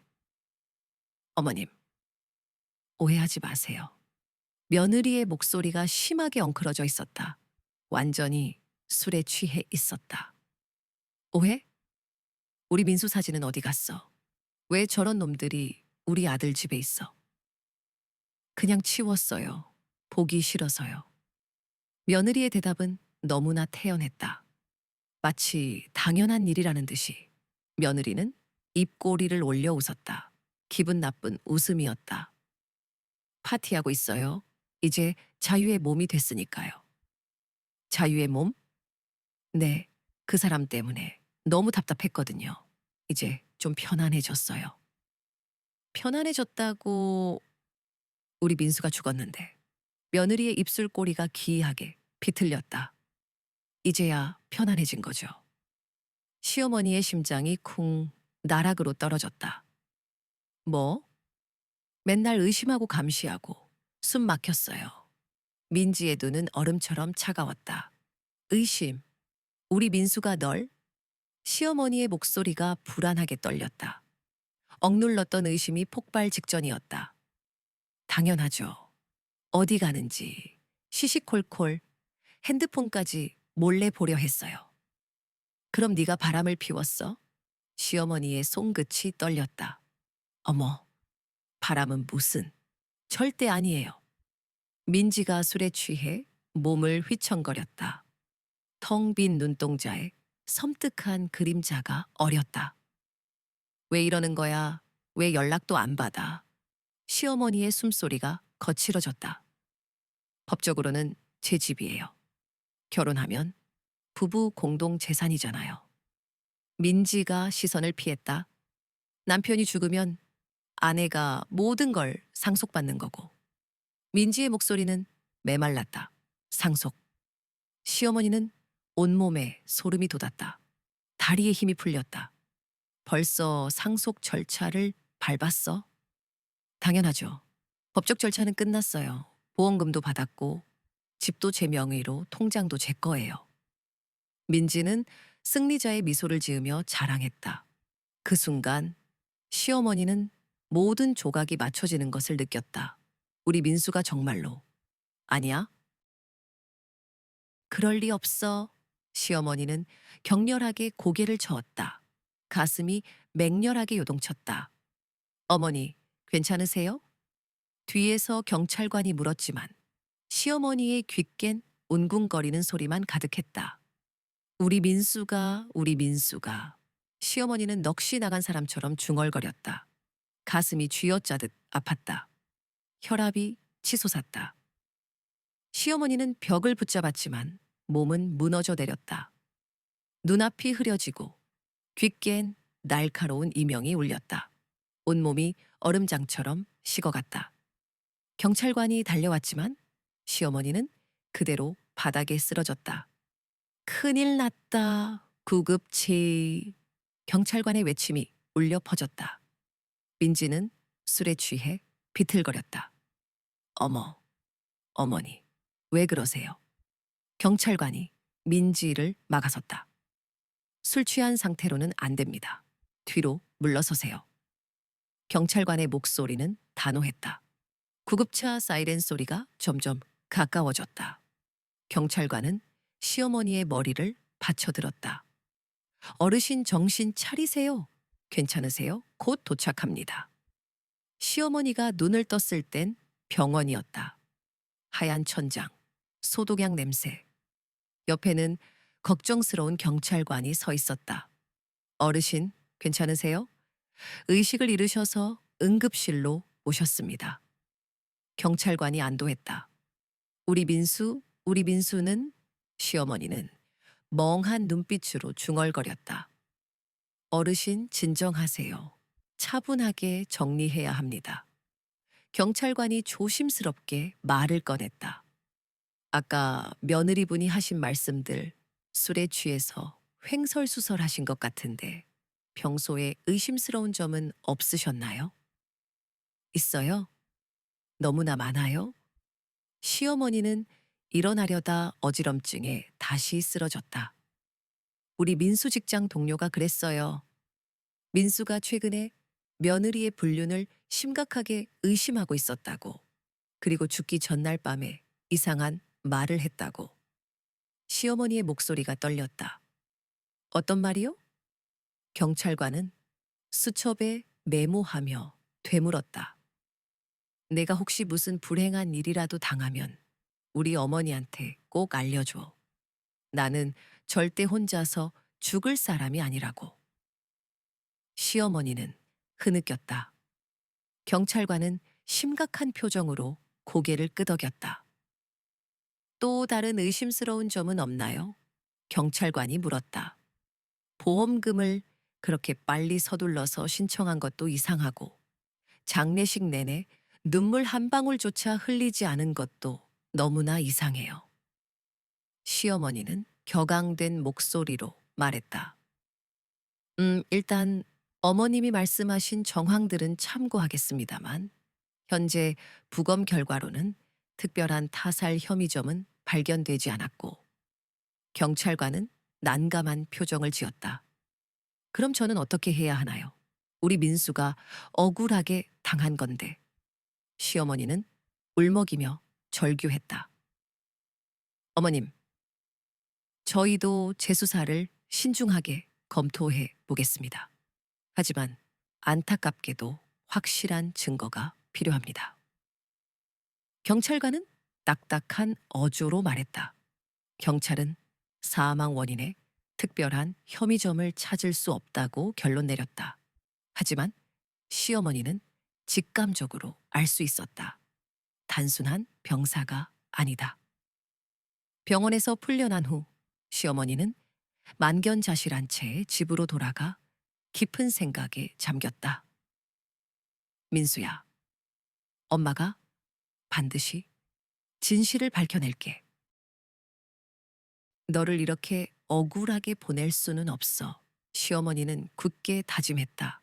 다음 날 아침, 시어머니는 마지막 희망을 걸고 전구에게 전화를 걸었다. 정우야, 어제 경찰이랑 그 며느리 집에 다시 갔었어. 시어머니의 목소리는 지쳐 있었다. 어머님, 대체 무슨 일이 있었던 거예요? 전구가 걱정스럽게 물었다. 그 며느리가 술에 잔뜩 취해서 정말 이상한 말을 하더라. 민수가 죽어서 속이 후련하다라는 둥. 시어머니는 흐느꼈다. 어머님, 제가 예전에 텔레비전에서 자주 봤던 시사고발 프로그램 있잖아요. 거기에 한번 제보해 보는 건 어떠세요? 전구가 조심스럽게 제안했다. 시사고발 프로그램? 시어머니는 망설였다. 네. 억울한 사연을 가진 사람들의 이야기를 주로 다루고 직접 발로 뛰면서 취재도 해주더라고요. 정구가 덧붙였다. 시어머니는 망설였다. 온 국민이 자신의 불행한 집안 사정을 알게 되는 것이 부담스러웠다. 하지만 지금은 다른 선택의 여지가 없었다. 경찰은 그녀의 말을 믿어주지 않았고 그녀 스스로 증거를 찾아내기에는 역부족이었다. 정구야, 그럼 내가 한번 용기를 내서 연락해 볼까? 시어머니가 떨리는 목소리로 물었다.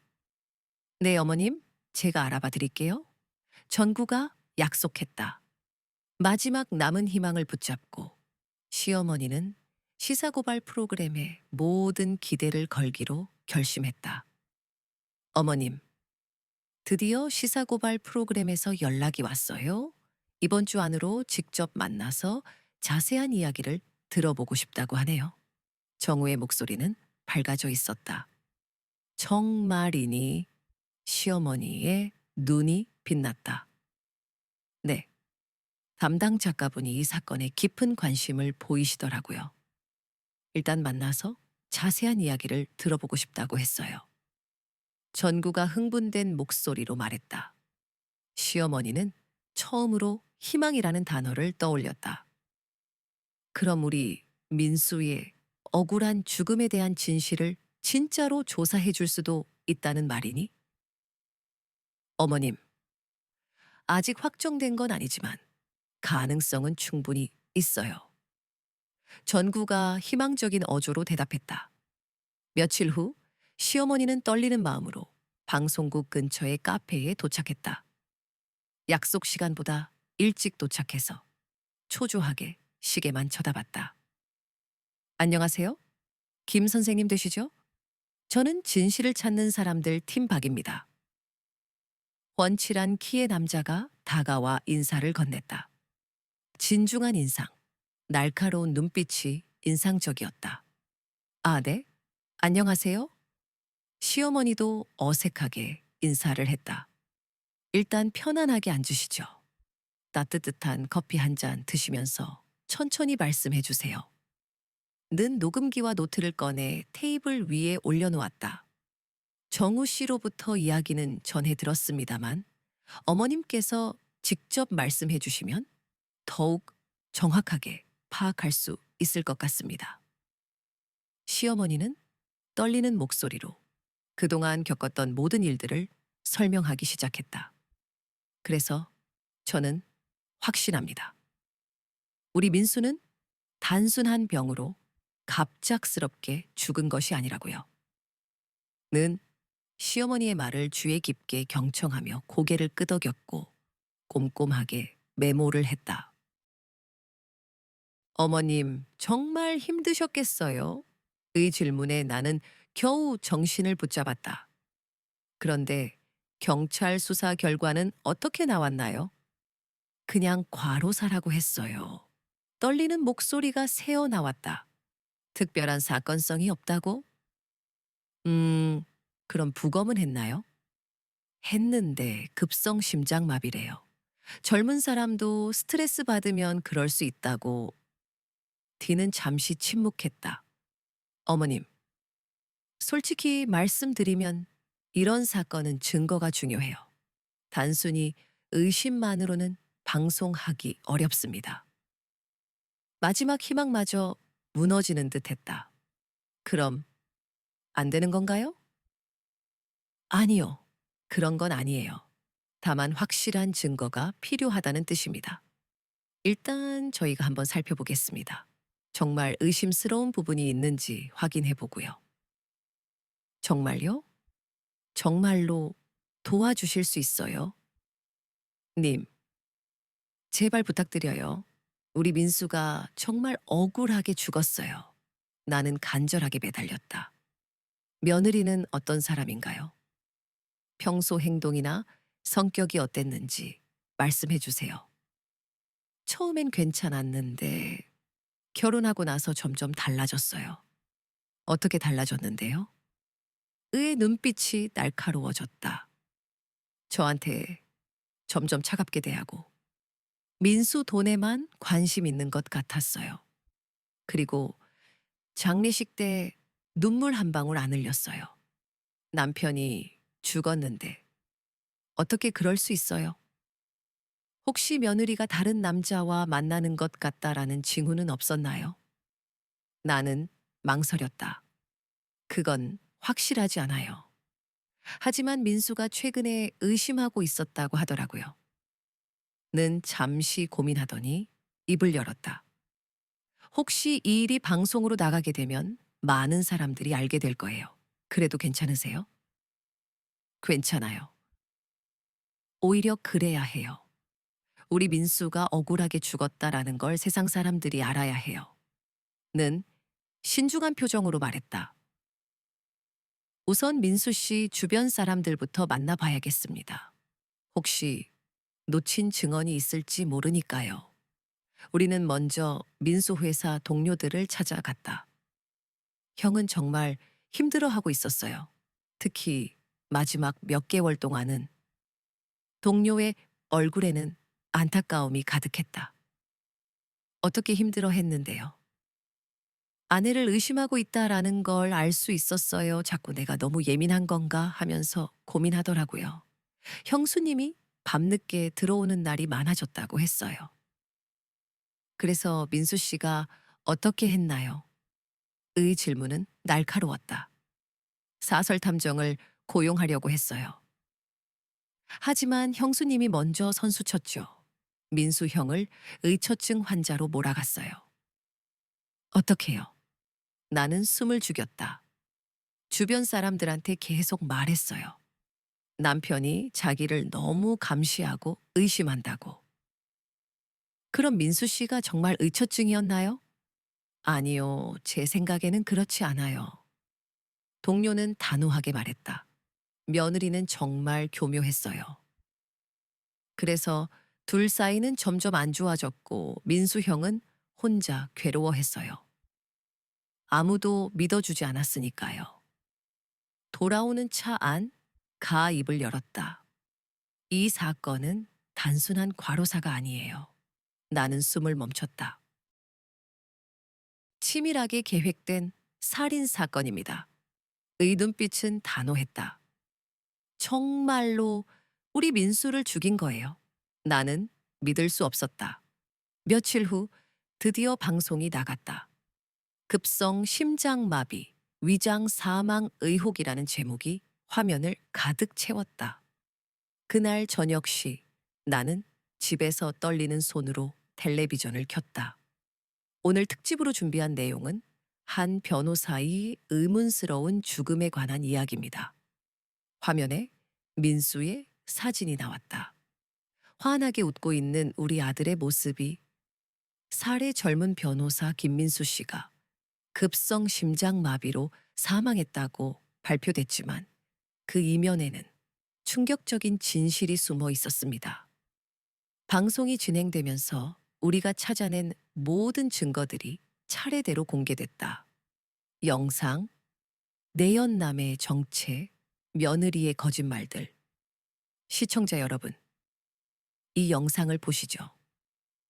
사망 당일 새벽에 촬영된 아파트입니다. 모자를 눌러 쓴 남자가 큰 가방을 들고 나가는 모습이 나왔다. 하지만 이 사람은 김민수 씨가 아닙니다. 피해자와 걸음걸이, 모든 것이 다릅니다. 그리고 가발을 벗는 장면까지 공개됐다. 이 남성은 며느리와 불륜 관계에 있던 내연남으로 밝혀졌습니다. 시청자들의 반응은 폭발적이었다. 방송 중에도 포털 사이트 댓글창이 불타올랐다. 이게 실화야? 정말 소름 돋는다. 보험금 때문에 사람을 죽였다니. 빨리 체포해야 한다. 방송이 끝나자마자 내 전화가 쉴 새 없이 울렸다. 괜찮으세요? 많이 힘드시겠어요? 친척들, 이웃들, 심지어 모르는 사람들까지 전화를 걸어왔다. 그런데 이상했다. 나는 전혀 힘들지 않았다. 오히려 마음이 한결 가벼워진 것 같았다. 드디어 세상 사람들이 알게 됐구나. 며느리는 방송이 나가자마자 종적을 감췄다. 다음 날 아침 형사에게서 전화가 걸려왔다. 어머님, 며느리 연락 안 돼요. 안 된다뇨. 나는 불안해졌다. 네, 집에도 없고 전화도 안 받아요. 완전히 잠적한 것 같아요. 그럼 도망간 거구나. 그런 것 같아요. 하지만 어디로 갔을지 짐작 가는 곳 있으세요? 며느리가 사라진 건 오히려 그녀의 죄를 더 확실하게 보여주는 것 같았다. 만약 결백하다면 당당하게 나와서 해명했을 텐데. 도망간 건 죄가 있다는 증거였다. 방송 이후 며칠 동안 언론이 들끓었다. 그동안 나만 알고 있던 진실을 세상이 알게 된 거였다. 우리 민수가 억울하게 죽었다는 것. 며느리가 얼마나 나쁜 여자인지 모든 사람이 알게 된 거였다. 하지만 가장 중요한 건 여전히 남아 있었다. 며느리와 내연남을 찾아서 법의 심판을 받게 하는 것. 그리고 우리 민수가 어떻게 죽었는지 정확한 진실을 밝혀내는 것이었다. 방송 후 이틀째 되던 날 경찰에서 연락이 왔다. 어머님, 재수사에 착수하겠습니다. 정말요? 나는 떨리는 목소리로 되물었다. 네, 방송에서 제시된 증거들을 바탕으로 정식 수사를 시작하겠습니다. 감사합니다. 정말 감사합니다. 나는 눈물을 글썽였다. 드디어 경찰이 움직이기 시작했다. 방송의 힘이 컸다. 국민들이 분노하고 관심을 갖게 되니까 경찰도 제대로 수사할 수밖에 없었다. 며느리와 내연남에게 수배령을 내렸습니다. 수배령이요? 네. 전국에 수배령이 내려졌어요. 곧 잡힐 겁니다. 전국에 수배령이 내려진 지 일주일 만에 첫 번째 소식이 들려왔다. 아무것도 몰라요. 그냥 연인 사이였을 뿐. 그의 손끝이 미세하게 떨렸다. 내연남은 모든 혐의를 부인했다. 하지만 블랙박스 영상, 목격자 증언, 명백한 증거들이 있었다. 민수 씨로 완벽하게 변장하고 집을 나서는 모습이 고스란히 찍혀 있었다. 그게 아니라 그는 말을 흐리며 어쩔 줄 몰라 했다. 결국 며느리가 먼저 제안했다며 모든 것을 실토하기 시작했다. 그 여자가 남편을 없애자고 저는 시키는 대로 했을 뿐이에요. 며느리에게 전국 수배령이 내려진 그 밤, 나는 깊은 잠에 빠져 있었다. 경찰서와 방송국을 쉴 새 없이 오가느라 완전히 지쳐 있었다. 꿈속에서 민수가 나타났다. 깨끗한 하얀 셔츠를 입고 문턱에 불안하게 서서 나를 불렀다. 그의 눈빛은 불안으로 가득 차 있었다. 민수야, 무슨 일이니? 나는 그에게 손을 뻗으려 했다. 바로 그 순간, 쿵, 쿵, 쿵. 둔탁한 문 두드리는 소리가 귓가를 때렸다. 새벽시. 둔탁한 소리가 심장을 무겁게 짓눌렀다. 다시 쿵, 쿵. 문 너머에서 낮게 깔린 낯익은 목소리가 들려왔다. 어머니 안에 계세요? 차가운 숨결이 느껴지는 듯 했다. 며느리였다. 나는 숨을 깊게 고르고 문 옆 화면을 조심스럽게 눌렀다. 흑백 화면 속에 나타난 며느리의 모습은 충격적이었다. 헝클어진 머리카락, 짙게 번진 화장, 그리고 칠흑처럼 어두운 눈빛.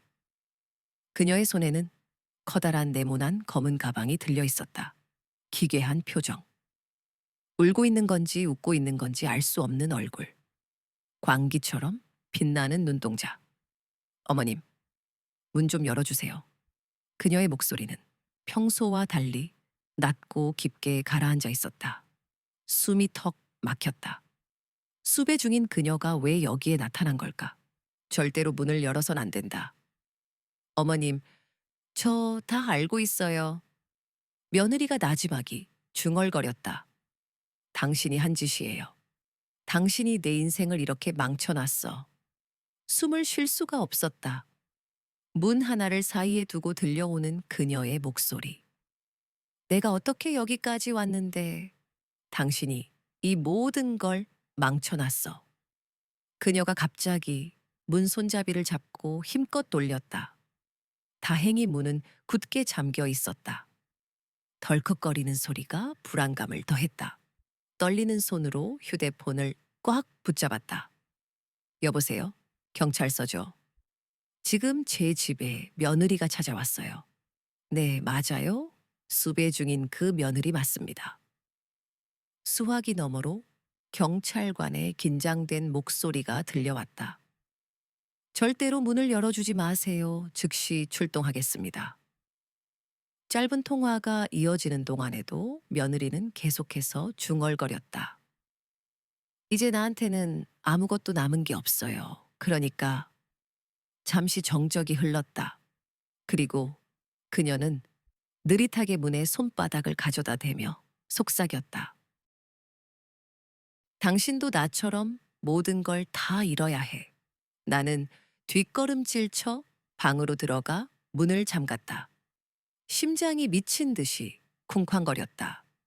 그녀가 문을 잇는 힘껏 내리치기 시작했다. 열어, 빨리 열라고. 아파트 복도를 가득 채우는 끔찍한 소음. 이웃집 문이 아주 살짝 열렸다가 곧바로 닫히는 소리가 들렸다. 문을 두드리는 소리가 갑자기 멈췄다. 드디어 포기한 건가 싶어 안도하려는 바로 그 순간. 딸깍. 낯선 소리가 희미하게 들려왔다. 딸깍. 딸깍. 규칙적인 금속성의 소리.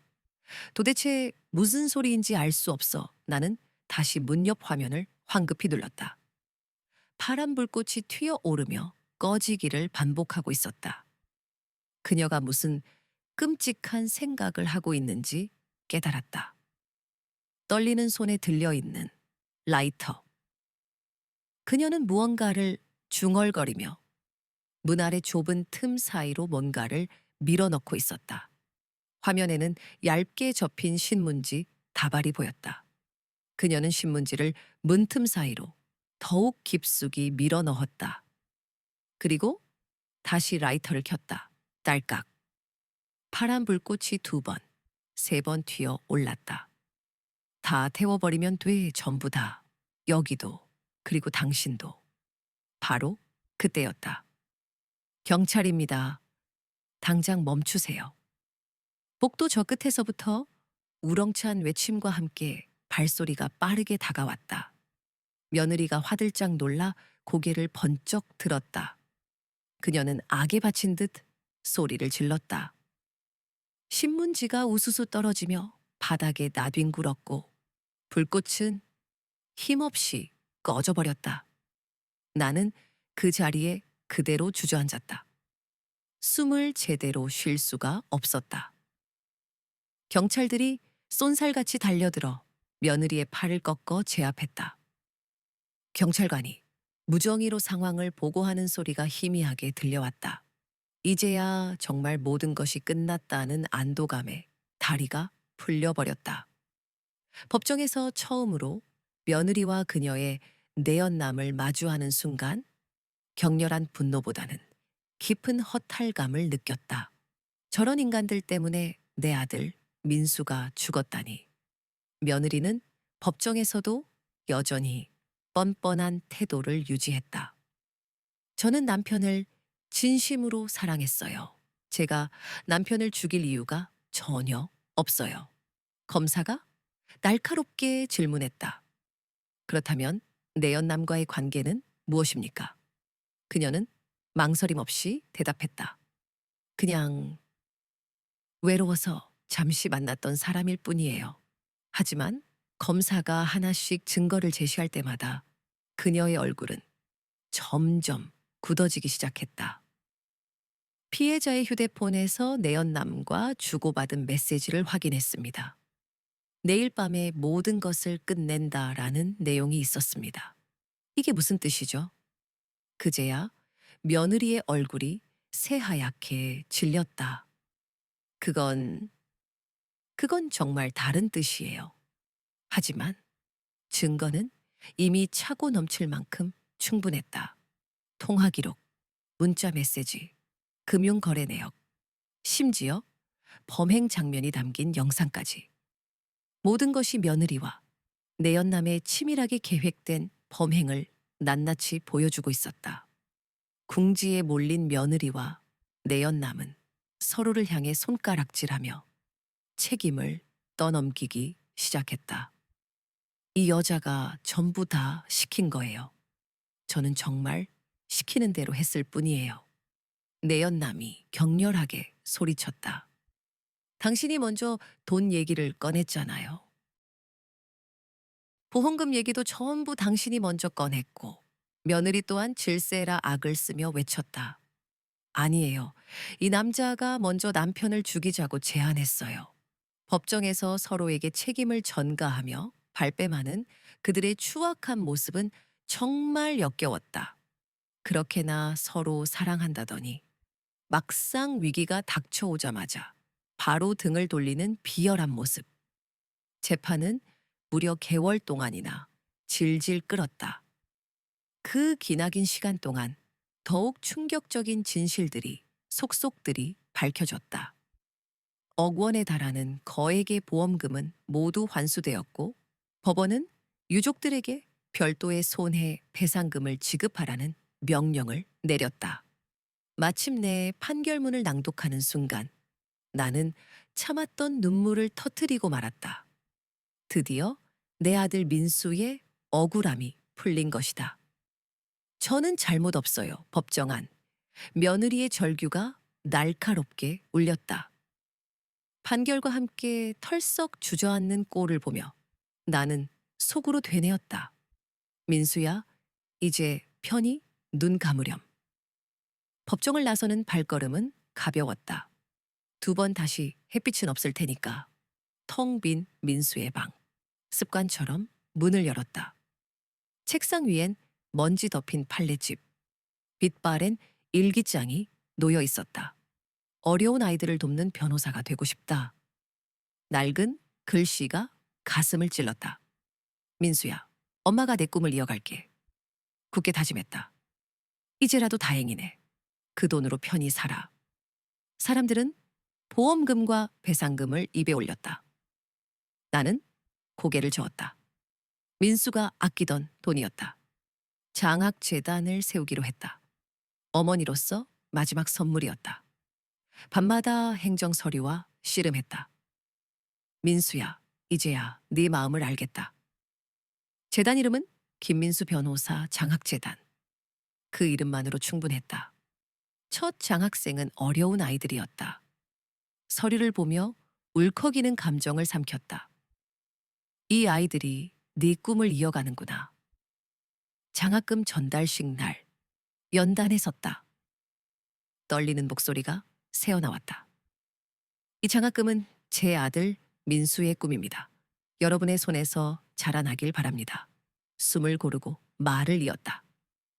살아있다는 건 누군가의 삶에 작은 불빛이 되어주는 일입니다. 우리 민수가 저에게 그랬듯이. 할머니, 열심히 공부할게요. 훌륭한 변호사가 될 거예요. 아이들의 눈이 별처럼 빛났다. 아들을 잃은 슬픔 대신 희망을 심어주는 삶. 새로운 시작이었다. 손끝이 떨렸다. 사무실 책상. 민수가 늘 매던 감색 넥타이가 보였다. 가장 아끼던 넥타이. 넥타이를 쓰다듬으며 맹세했다. 민수의 꿈을 반드시 이루겠다고. 붉은 노을이 쏟아지는 창밖을 바라보며 민수를 떠올렸다. 환한 미소가 눈에 선했다.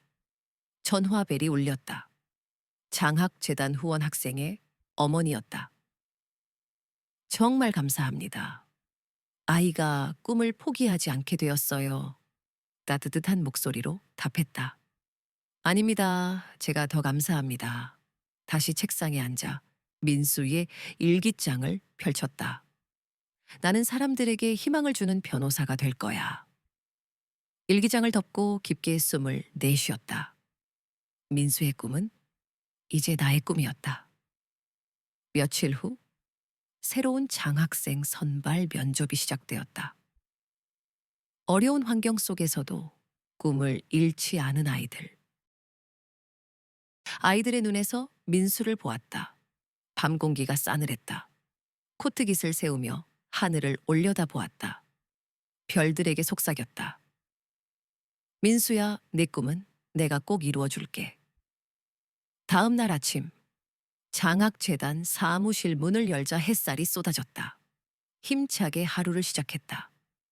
민수의 꿈을 위해 오늘도 최선을 다할 것이다. 과거에 내가 도왔던 사람에게서 편지가 도착했다.